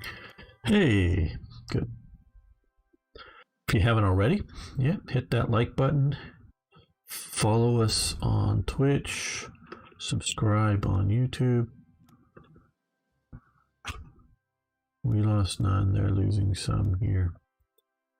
Oh, well, we want to send you. We're going to also send you to North Africa. We're going to send you down here, maybe. Try to get you out of here so we're no longer trying to supply you out of this port. We've lost the province of Tim. Well, Tim, it was good knowing you, but you've left us or we've left you. I really wish I got this, but I wish I could have held that. That would have been good. A supply point, keep the Soviets from being able to base submarines anywhere in the Black Sea.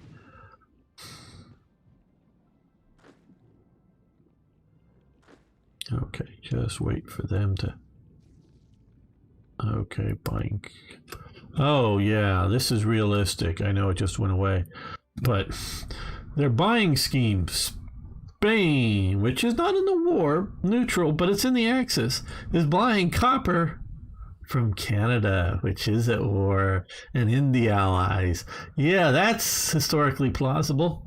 Uh-huh.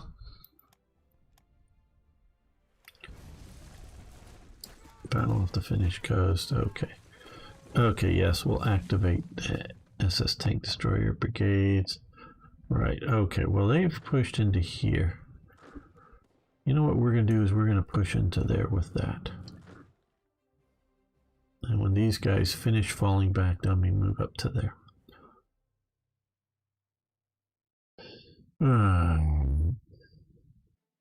So glad they're putting railways in Hoi 4, but wish they would have done it way back in Hoi 3. And then the supply problems. Oh, we still have supply problems, and we should have some supply problems, but not supply problems we have.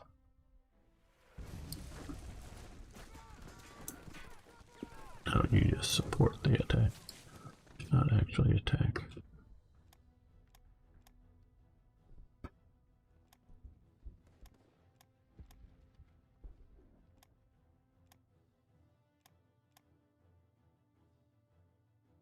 Well, let's go back to this view here.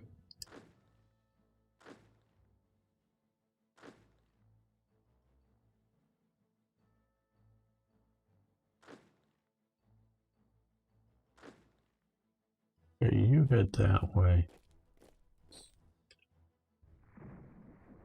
Okay, you guys are all up here. So you start falling back.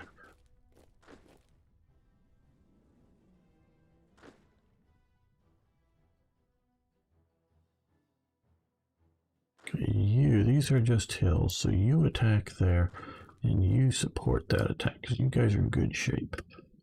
That could stabilize the front.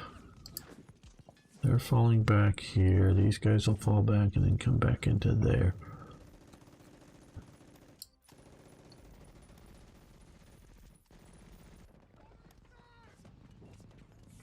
Put them in the... well, no, that was just activating them so we could build them. It wasn't actually giving us the units.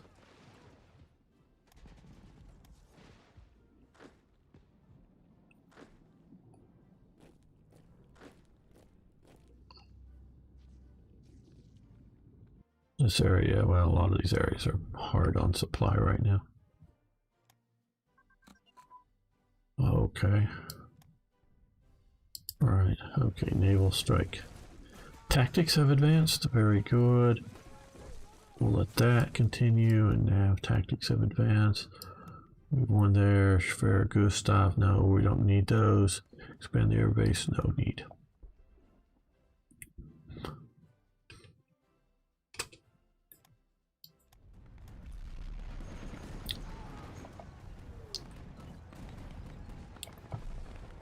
Okay, well, you're coming up to the front line. You're about...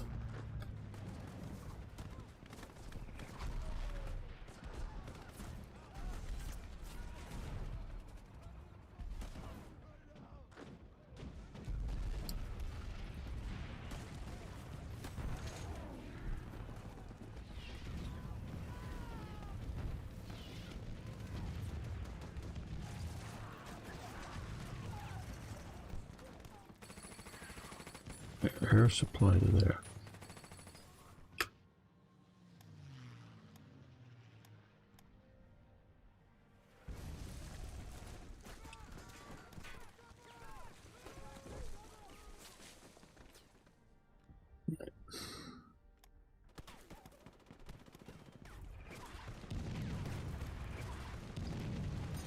Battle of Kursk is on. One up there.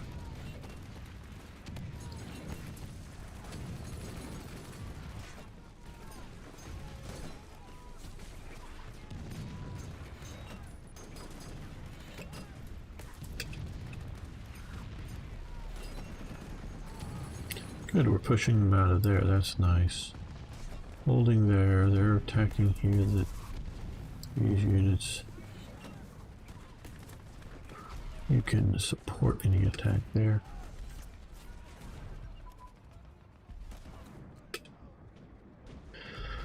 Amphibious invasion tactics. We'll stop that. Yes, yes, we know you're probing. You're constantly probing and finding it's not that good of a place to attack.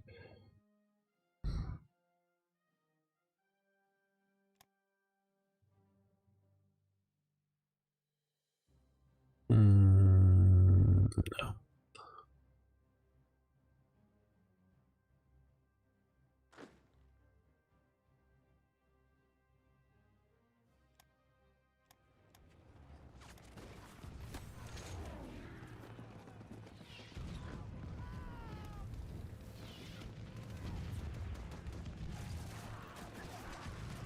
Need forces down here a bit more, I think.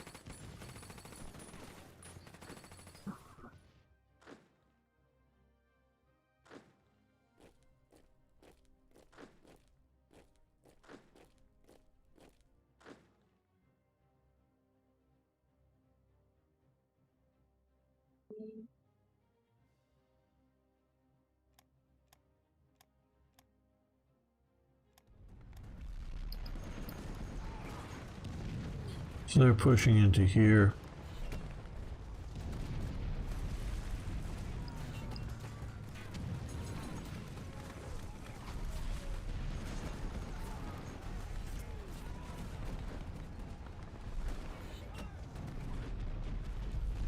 Well, since they're taking us, let's push, fall back, however you want to say it there.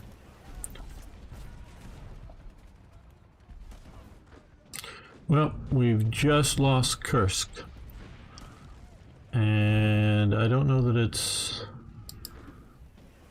our allies' fault. Let's keep pushing you into there.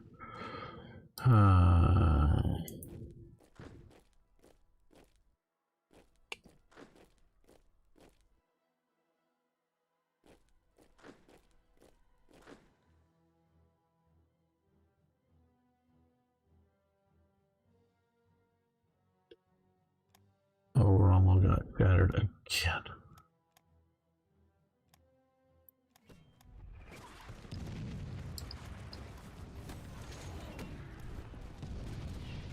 Oh God.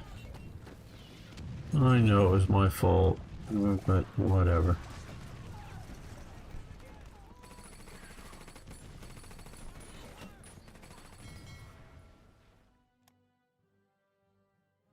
We're going to change your tasking because of Rommel. Back to there.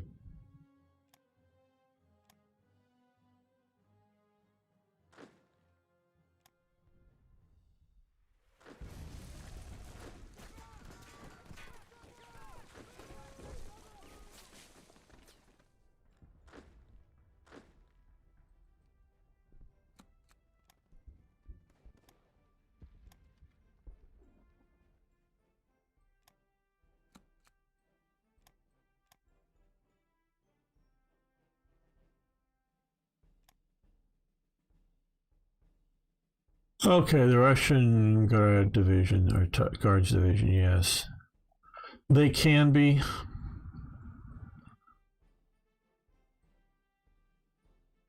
See, along here we're doing okay. Here they're pushing us hard and they're bombing us, but we may hold them out. It's right in here that we're having problems, partially because of fuel and also down in here. Fuel supplies, however you want to say it, that are not doing well.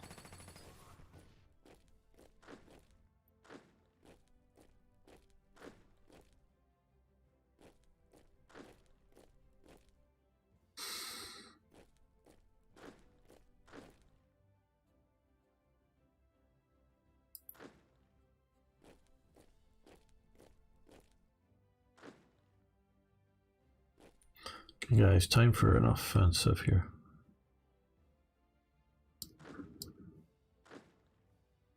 And you support the attack. And one from over here will join the attack. So we're attacking from multiple provinces.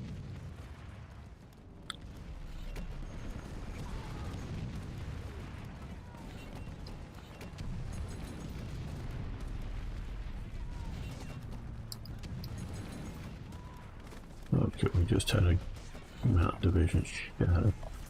Where was it? Oh, Ringel finally shattered down here. Okay. Well, you did good for a long time there.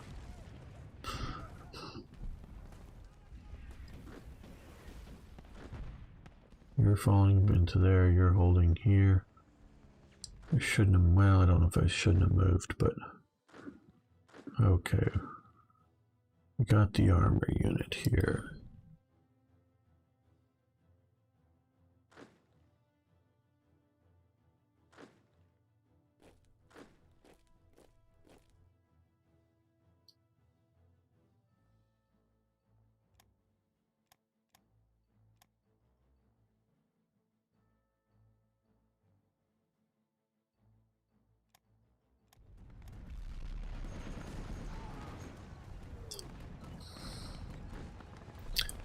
Now, still thinking what Niagara said about the guards divisions.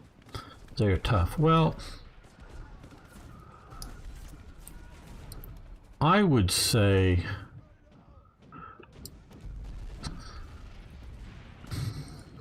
okay, there's a lot of tough Soviet units, shall we say, but they weren't well led or well equipped, and were often small.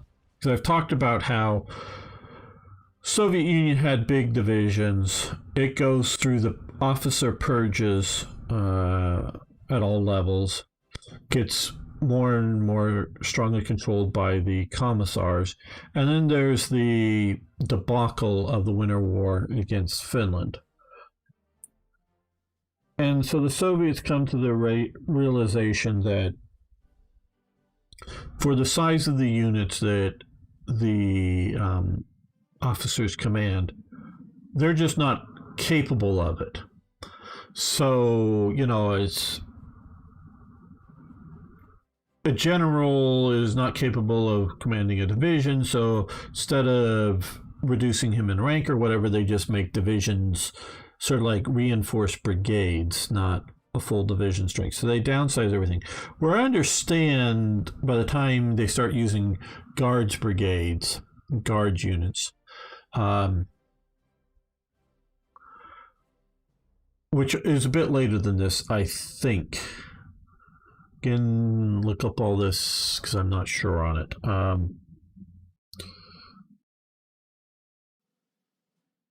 And those units are better equipped. They are larger, maybe getting back to more normal size units, shall we say. And they have some of the better officers. So they are tougher than the average Soviet unit, yes. But I don't think they were particularly very good units.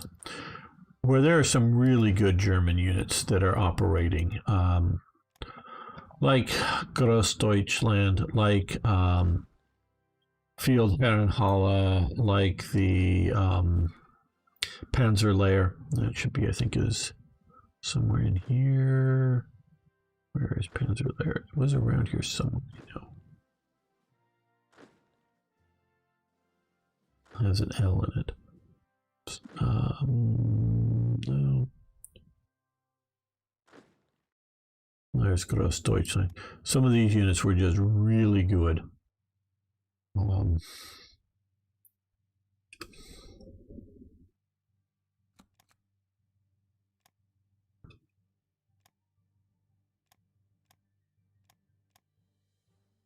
Okay, so we finally won that. So let's counterattack. They're probably a bit too strong.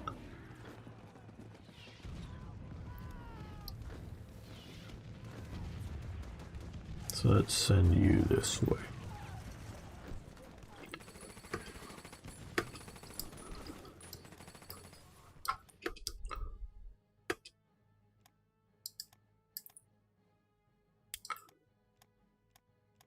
Well, we're winning here. We're reducing this crap.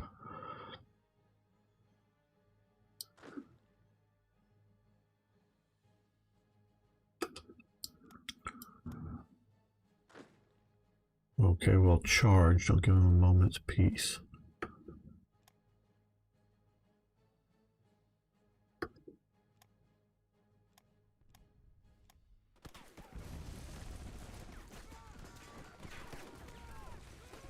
Well, they're counterattacking back here because we counterattacked and stopped.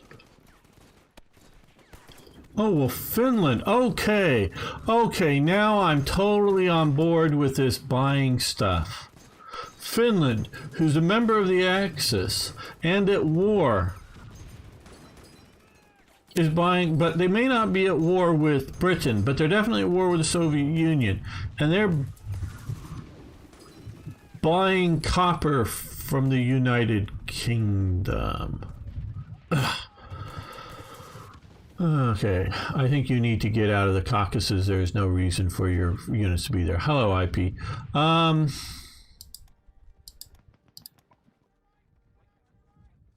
Well,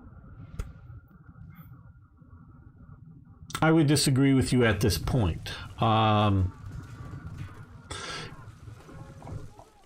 am I going to do? Fall back to how is, and we'll come to this, how is it better to try to hold down here in Iran? You know, yeah, I get maybe you're saying I should just give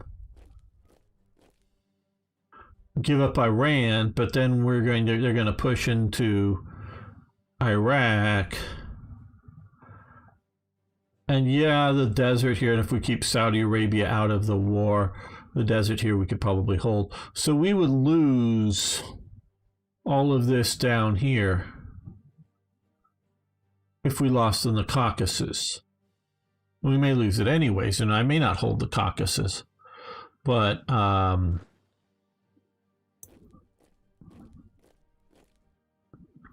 you know, the Caucasus make a lot of sense. They get oil for Germany. They opened up a new front, disrupted a lot of things, but I was just woefully prepared, badly prepared for this war. So it's, you know, it wouldn't be the most terrible thing having them take all this territory down here, but yeah. How many tanks do you reckon the Soviets lost on that front? Down here in the Caucasus, well, they've lost a lot of forces. Because like these guys here, they're getting ready to be attacked, it looks like. They're holding up all these tank brigades. There's a lot of units that are fighting very well here, actually. Holding off much larger forces. So, as a distraction, now should I have taken here? Yes, because I want this port, to deny the port to the submarines that I had here briefly, but should I give it up now?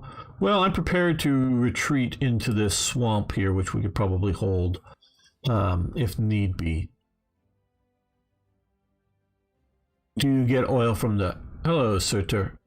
Yes, I do, but I don't need it. So I'm actually not shipping oil out of it here.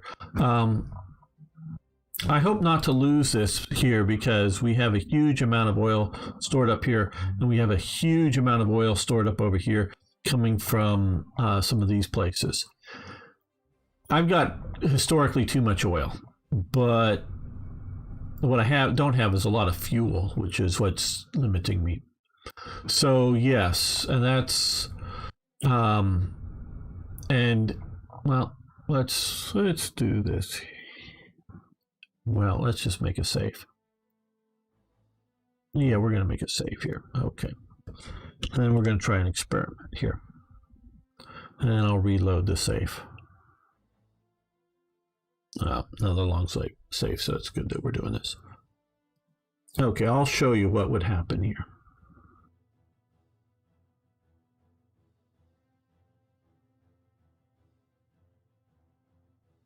Let this long save happen. And I'm doing this intentionally, just in case I started to run out of oil.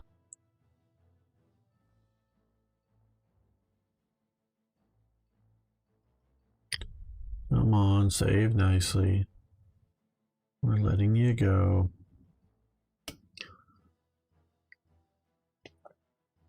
And of course, I'm denying the oil to the Soviets as well. As I've talked to Ari, I don't know what their stockpile is in the game. It may be huge, so they may not be feeling the loss of the oil yet. Okay, good. That's safe finally. Okay, so what we're going to do is we're going to come down here. We're going to create some convoys. We're going to create a resource convoy. We're going to come out of Batumi, and let's see, we're going to go to we want to go to Odessa, right? And we're going to create another one, and it's going to come out of here, Al-Hadriya or whatever. Okay, so let's come here, create another resource one. Now why are you down? Oh, it's only here. Now we're going to come into Paola. There we go. Okay, okay, so now we have 2 resource convoys. Not moving anything at the moment, but we're going to let a day or so go by.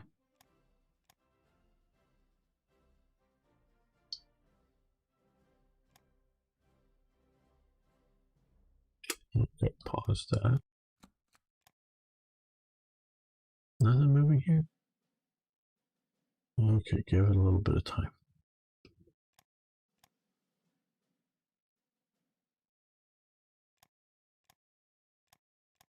I don't really care about it, because I'm going to go back and load the last save.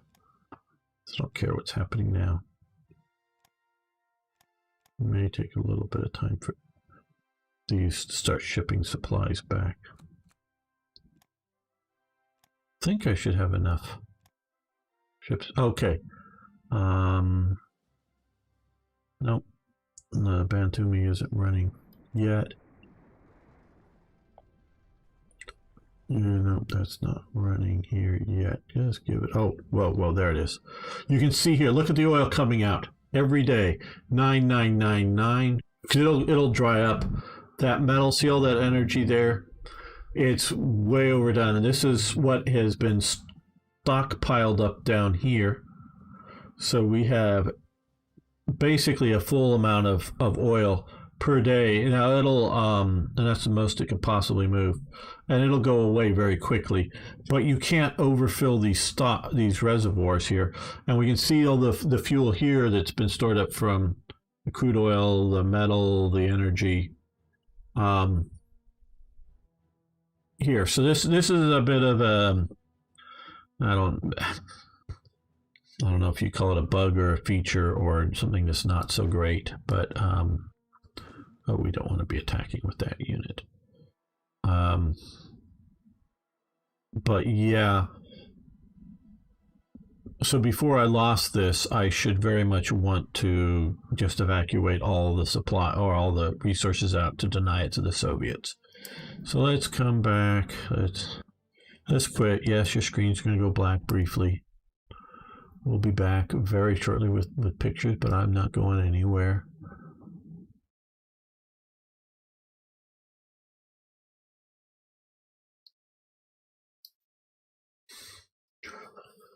So yeah, a bit overkill on the oil and some of the resources.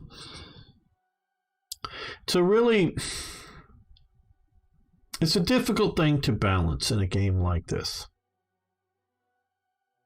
Because there's nothing saying in a truly global grand strategy game like this that you can only have the resources that Nazi Germany actually had. Because starting in 1936, I've been buying oil by selling supplies, which in essence just represent manufactured goods. So that you would, represent selling toasters or whatever, or arms to other nations, earning money, using that money to stockpile oil. Like one of the documentaries I saw many years ago, France. Well, when Germany conquers France, they capture about a year's worth of oil for German operations. So they get that much oil. So there's that much oil stored in France, mostly in underground reserves in France that Germany gets. So a lot of nations did store up oil for possible wars. So Germany just didn't do a very good job of it. And should you be forced to make the same mistakes? I don't think so. But on the other hand, with this game, it allows you too much to overstock. So a better balance should be had.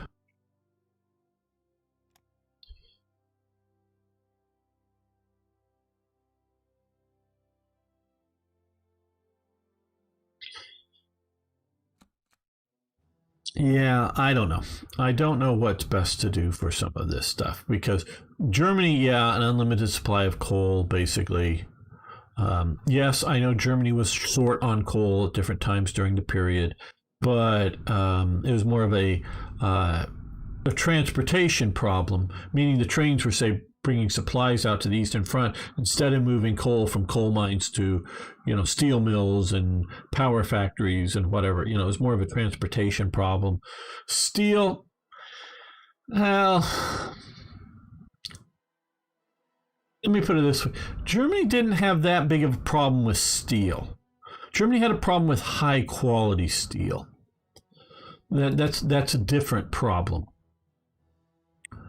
And rare materials. Well, Hearts of Iron 4 does this better by breaking down different types of rare materials, because this is including things like rubber, as well as things like tungsten and chromium and whatever. So, yeah. Oil, well, 42, Germany has enough oil. 43, 44, no, Germany doesn't have enough oil. Okay, well.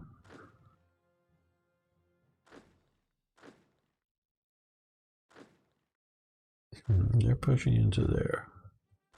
These guys are pushing into here. These guys will push to there. They're going to stop pushing there because that's going to become a problem.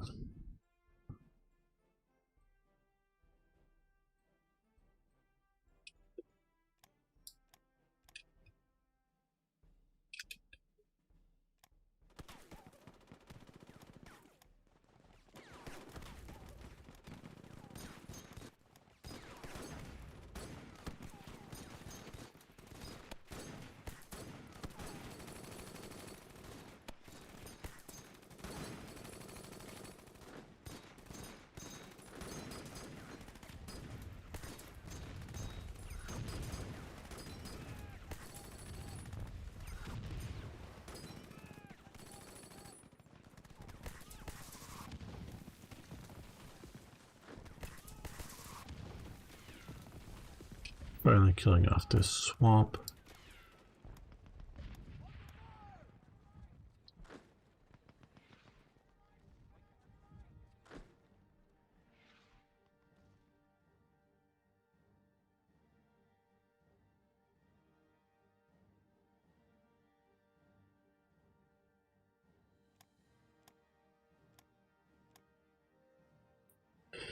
Hello, Guido Keep. How you doing? Hi, gamer. In my campaign, I just surrounded Alexandria and don't worry, spawned around me. How do you know what conditions for this? Well, you can look in the mod.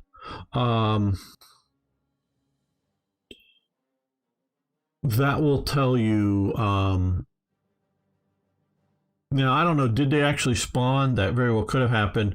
Or if you've surrounded Alexandria, maybe you got the British landed reinforcements. Because 30 divisions seems awfully big.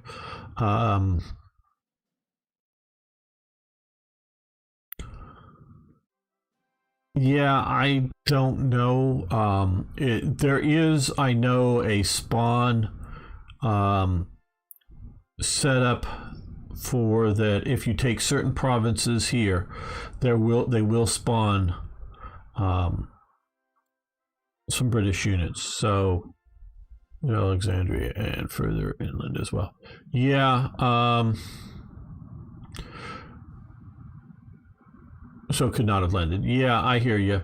Now, okay, everybody, you have to realize something. Okay, a little bit of a history lesson. I think it was, and again, I want to label all this very clearly. This is historical commentary, not historical fact lesson here. I'm going to get things wrong. I'm going off of memory here. But in the 1880s, I believe, France secures the rights from the Khedive, I think he was called at the time, of Egypt, to build what becomes the Suez Canal. Now, this is going to be a difficult undertaking, though not as difficult as the Panama Canal that comes later, because mostly you're worrying about sand here. Where Panama, you're worried about jungles, but also digging through mountains. So Panama comes later, right around World War I. Well, and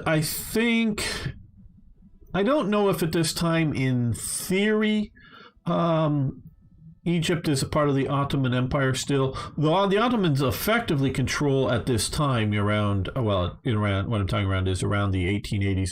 Still, Cyrenaica, they're still controlling out here, but Egypt, not so much. It may be sort of in name only, may not be.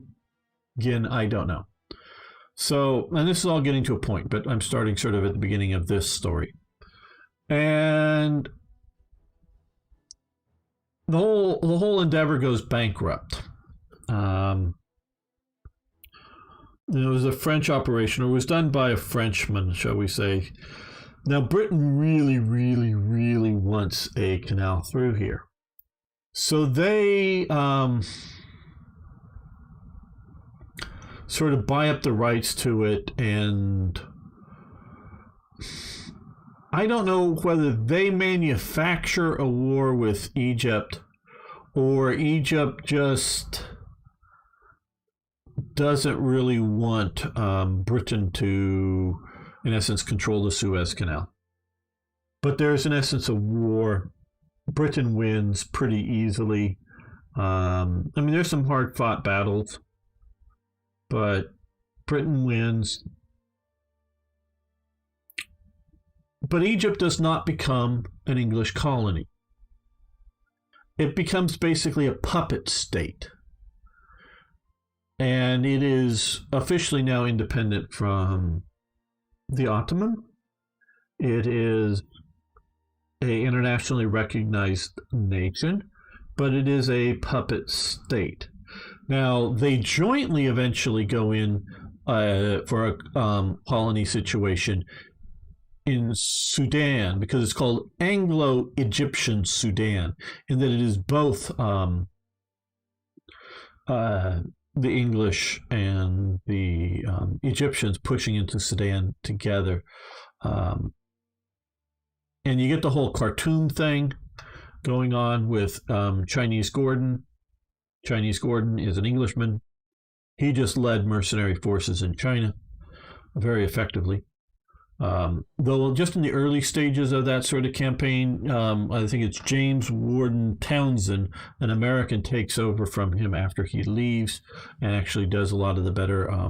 It's the either called it's the he leads the ever victorious army, I believe it's called in China. I know I'm jumping all over the history here, and I remember a few years ago talking to, I think it was an Egyptian, not an Egyptian, a Sudanese. Educator of some sort. I don't know if you want to call him a professor or whatever.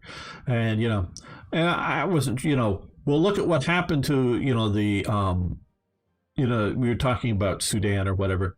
The British in Khartoum, did the Sudanese beat them? Yeah, they did. And, when Chinese Gordon gets killed, because it was the Mahdi who was, rising up and going to liberate Islam from oppression, not just of non-Muslims, but of the unrighteous Muslims. There was, I think it was 8. I think, count them, 8 Englishmen, including Chinese Gordon, in Khartoum at the time. But it was definitely less than 20 of them. Most of the garrison was Sudanese, and the main sort of, shall we say, relatively well-trained in modern warfare equipment were Egyptian soldiers. So, yeah. And Chinese Gordon was sent in there to evacuate Khartoum, but because he was a religious fanatic, I think would be a good term. And he was also vehemently opposed to slavery, which the Muslims then and still do. But back then, a big time, still perpetrated, still slave owning and slave trading. And he was trying to hold out, but trying to shame the British Empire, the British government, whatever you want to call it, into coming to his relief, which they tried to, but they don't save him. And then about 10 years later, they come in and fight the Battle of Omdurman, which is on this side of the river here. They have, I don't know, this is obviously a big province here, but in which a huge British square just meaning a defensive battle, just murders a bunch of the Mahdi's troops, and they just get slaughtered and get revenge for it about 10 years later. Takes them that long. But yeah. So there's this Egyptian puppet state. King Farouk. I'm not sure if he's around during this time, 1942, or if he comes around post-war, but I think it's during the war or interwar era. And this government is a puppet government of the British, but it's actually puppet government. It isn't a protectorate where Palestine and Jordan were protectorates, not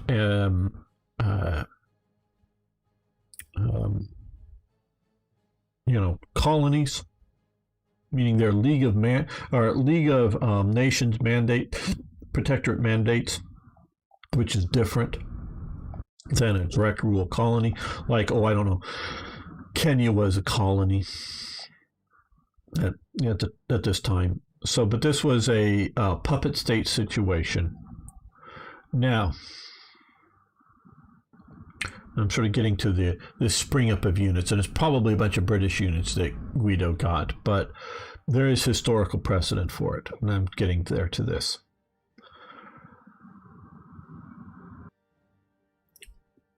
The British, to some degree, got to do what they wanted to do in Egypt.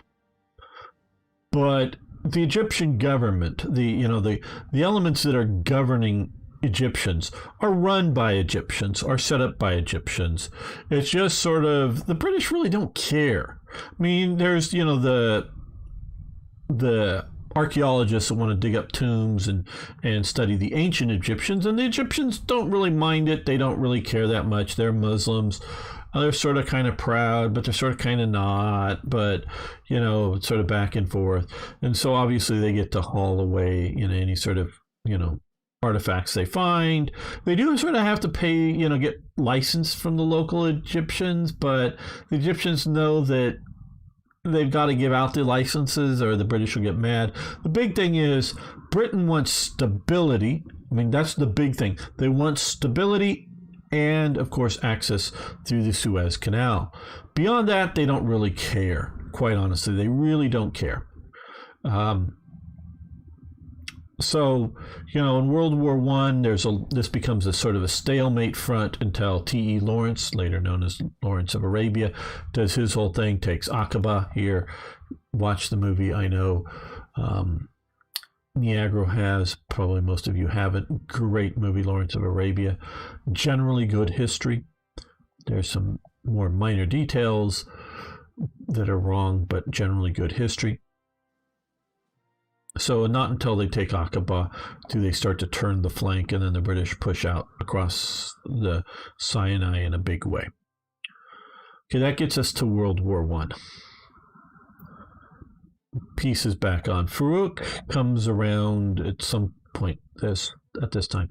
I think it was more, and I'm going to give it an anecdote here that I recently heard about him. And I think it was mainly happening post-war, but, I don't know. In the 50s, in the 1950s. He liked to drive around, I think it was Alexandria, but maybe it was Cairo or maybe just anywhere. Liked to drive around in his, fancy cars and shoot the tires out of other random cars. He wasn't shooting at the passengers. He was driving around and shooting out the window of his car. Now, I don't know if he was actually driving and shooting or if he was just riding in the back and shooting at the tires of the car around him. And so, now they actually, when he was doing this, they had an ambulance following his car to deal with any crashes and, injuries of the people that, were either got hit by the out of control car or car swerving because of it, or, a car crash. So this was the government doing this stuff. So they knew he was a bit of a nutter, and he was going around and randomly shooting car tires and probably people and other things accidentally, maybe on purpose, but I don't know. So he's a bit of a nutter. Now, there's a rising group of Egyptian officers. Well, there's an Egyptian army, and it's probably, I'm just going to throw this out here, probably about 100,000 man plus strong army at this time, 1942. It's fairly large. It is equipped almost exclusively with World War I equipment, and I mean that literally, not just World War I style equipment, but actually World War I equipment. Their artillery is World War I. They're using World War I era Enfield rifles. Now, that doesn't mean that all the equipment is like used up or junk, in that there was a lot of rifles and artillery pieces made during World War I that either never make it to the front or just aren't overly used up. So it's not that it's bad equipment, it's just not modern equipment. And I don't know that they have a lot of machine guns, but probably a fair number. And so it's a moderately well-equipped army.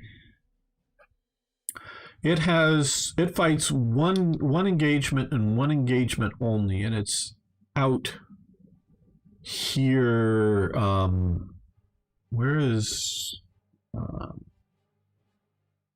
Ruth? Because this is the Great Depression out here.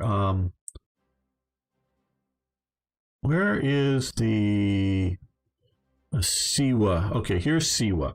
Yeah, it was sort of out near the Siwa oasis, I believe. that was sort of a base down here. So the whole army is stationed all around here. They fight a brief engagement, the Egyptian army, and it is a defensive battle from some probing attack from, I don't know if it was Germans or Italians or a combination, but they fight okay. But that's it. To the best of my knowledge, they're never officially at war with the Italians or the Germans. In fact, there is a clique of officers within the forces that are sort of like not so much hoping for an Italian victory, because they know from Mussolini's statements that Mussolini was trying to revive the Roman Empire, and Mussolini is just going to switch it over from British control to Italian control. And unlike the British, who, like I say, are letting the Egyptians govern themselves through the king because it's sort of easier with the British to do so, and so long as it's stable, they're relatively happy. The British are, that is, and that's what Britain is concerned about. They don't want to have conflict, upset, revolution, revolt, riots, whatever you want to call them. They just want stability, and that beyond that, they don't really care. It's not a big problem. There's millions of people living, in the Greater Nile Valley area here. It's huge. They're not trying to make money out of it, but they also don't want to have the cost them money to garrison it.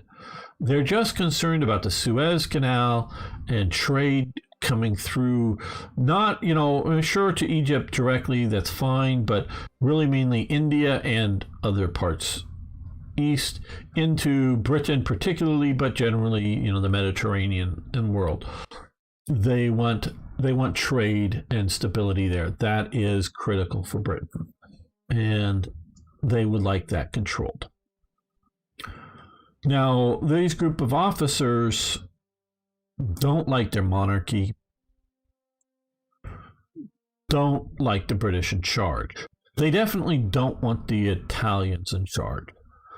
But they sort of kind of think that if the Germans win, the Germans aren't interested in Egypt, and if Egypt was going to become a bit of a loyal puppet, well, not a puppet, maybe say, a regional ally, maybe we'll turn it over to something of a regional ally, they wouldn't be German or Italian occupied like they're British occupied, just sort of like, hey, yeah, we'll keep the canal basically open.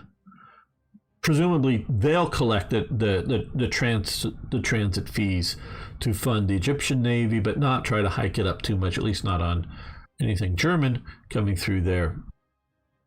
Now, so this army, now this clique, some of the leading members of the clique are Gamal Nasser and Anwar Sadat. Two names maybe some of you have heard of, I don't know, if you know your history. But these officers are not loyal to Britain. So they're actually thinking about planning a coup. Now, they don't actually do it at this time, but they're thinking about it. And so the Egyptian army is pretty damn large, but like I say, it does not want to fight in World War II. Would it have? Well, it did when it got attacked in Siwa.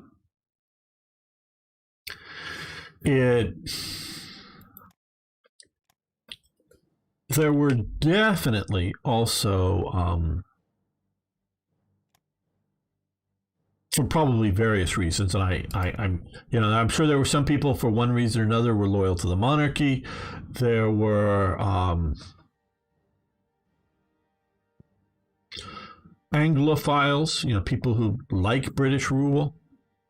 And then there were also, I'm sure, people that looked around and, yeah, being ruled by the English is going to be a hell of a lot better than being ruled by the Italians. And although the Germans don't care about this place, Italy does. And so if the Italians win, we're not going to have a king, or if we do, he's going to be even more of a puppet. And we're going to have Mussolini doing his parades and reforming Egypt as part of the British Empire, or the new Roman Empire. And to tell you the truth, it would have been quite easy for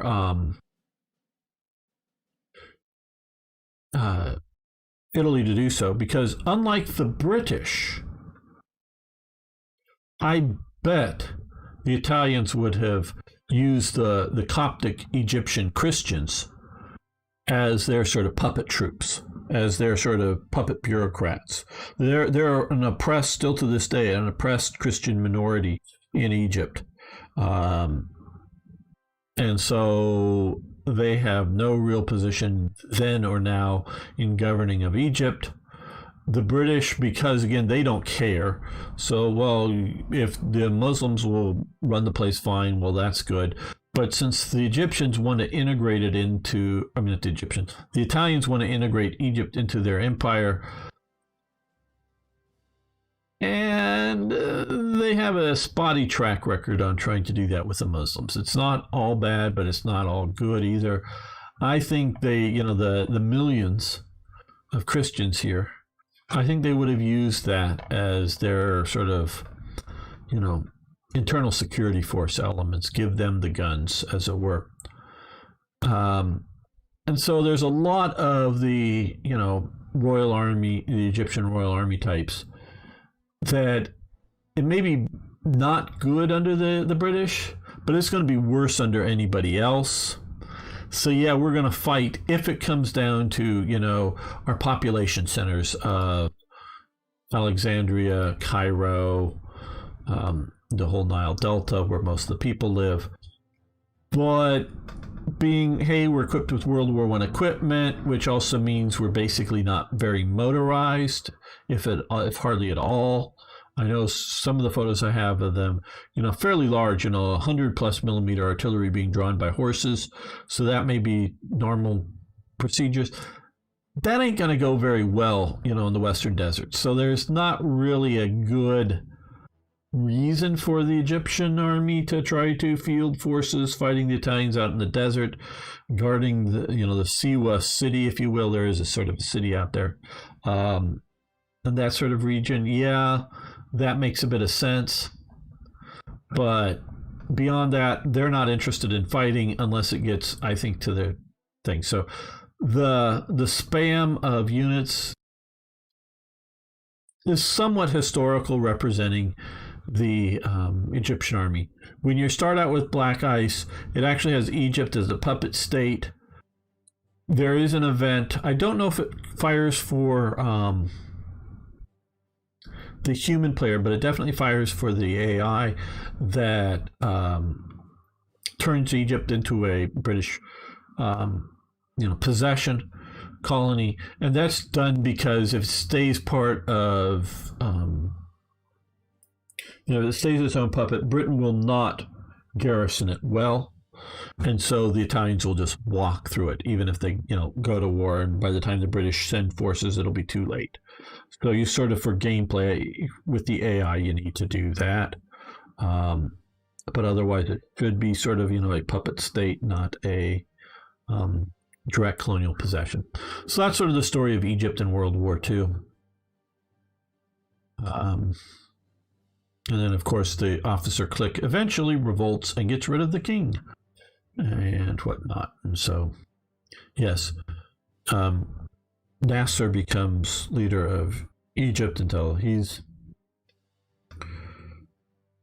assassinated, I believe. And then, of course, Sadat becomes leader, and he then makes peace with Israel, and then he's assassinated.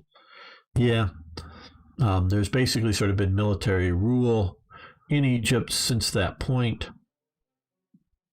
We currently have Sisi as basically a general. Sisi, the general, is the current leader of Egypt. And either you're going to... And I know America, they want democracy. They want voting for people because people want voting. And the sort of middle class, they wanted voting in America, help them up, and they got voting. And then the people voted in radical Islamicists. And they starting down a very dark path. And then the military did a coup. And the middle class are sort of like, in Egypt now, yeah, the military leadership ain't that bad. It's corrupt. Maybe not as corrupt as, what starts with an M, the previous guy. But it's corrupt, and it's still better than the radical Islamists that will win, because there are a lot of people in Egypt, and a lot of them are rural, and a lot of them are only semi-literate. And so when you have the holy man running and then you have the secular guy running, they vote for the holy man. So putting it back into the army's control, that's mostly been moderate, definitely under Nasser was a pan-Arabist, and trying to go with a semi-socialist platform to appease his Soviet overlords. But Sadat put it back into sort of a centrist, moderate military dictatorship. And that's probably the best for Egypt. Okay, but the units that respond, you see in 1942 Africa campaign, my problem is that it's October 39 in my game. Okay, well, one, you've sort of broken the game to some degree. I don't know if you're playing as Italy and you've pushed in 39. Yeah, I don't know.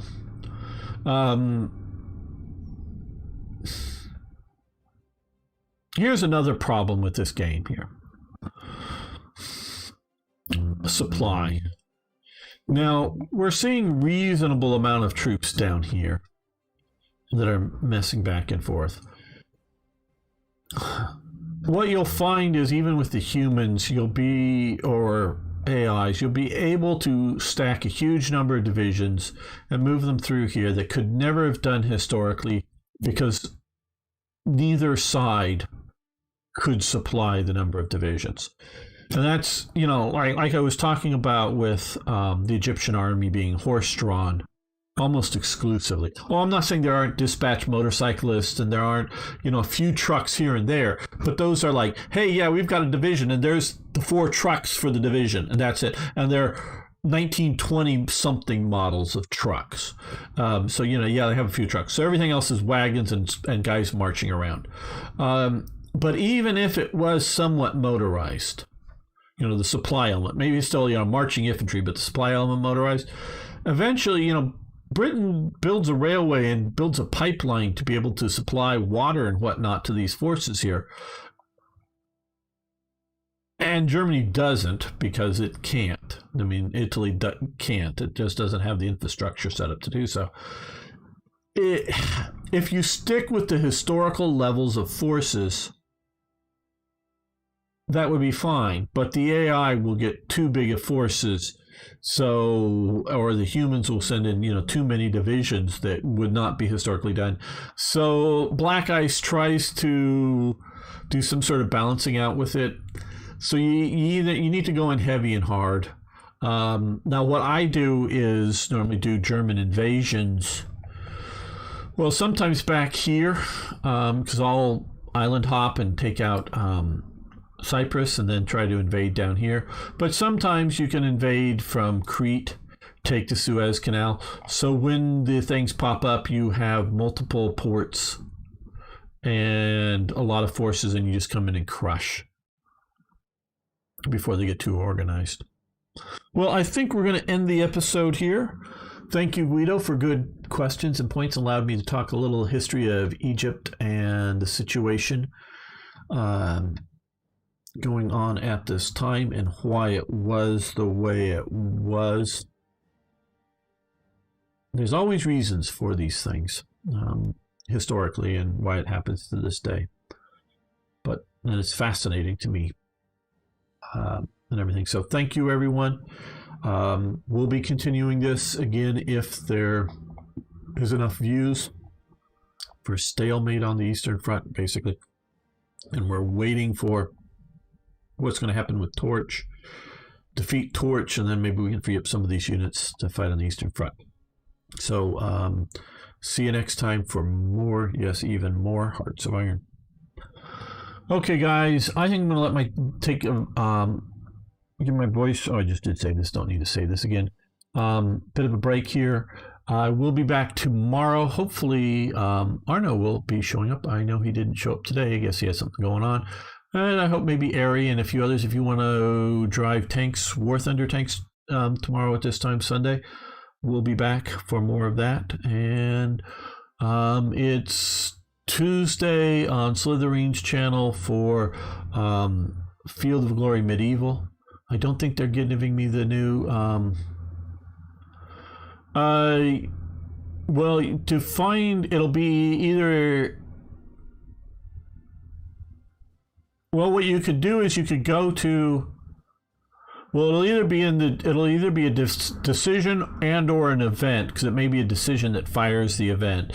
So it would be to go to the Black Ice, their finest hour, because you get into the game, their finest hour, and then that mod folder, not the other mod folder. So if their finest hour folder,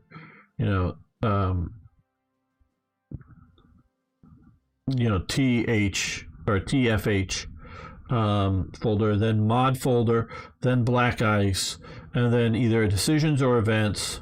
Look for British or Egypt, or you might look for an in the history, then units, to find the order battle that's firing it, and it'll.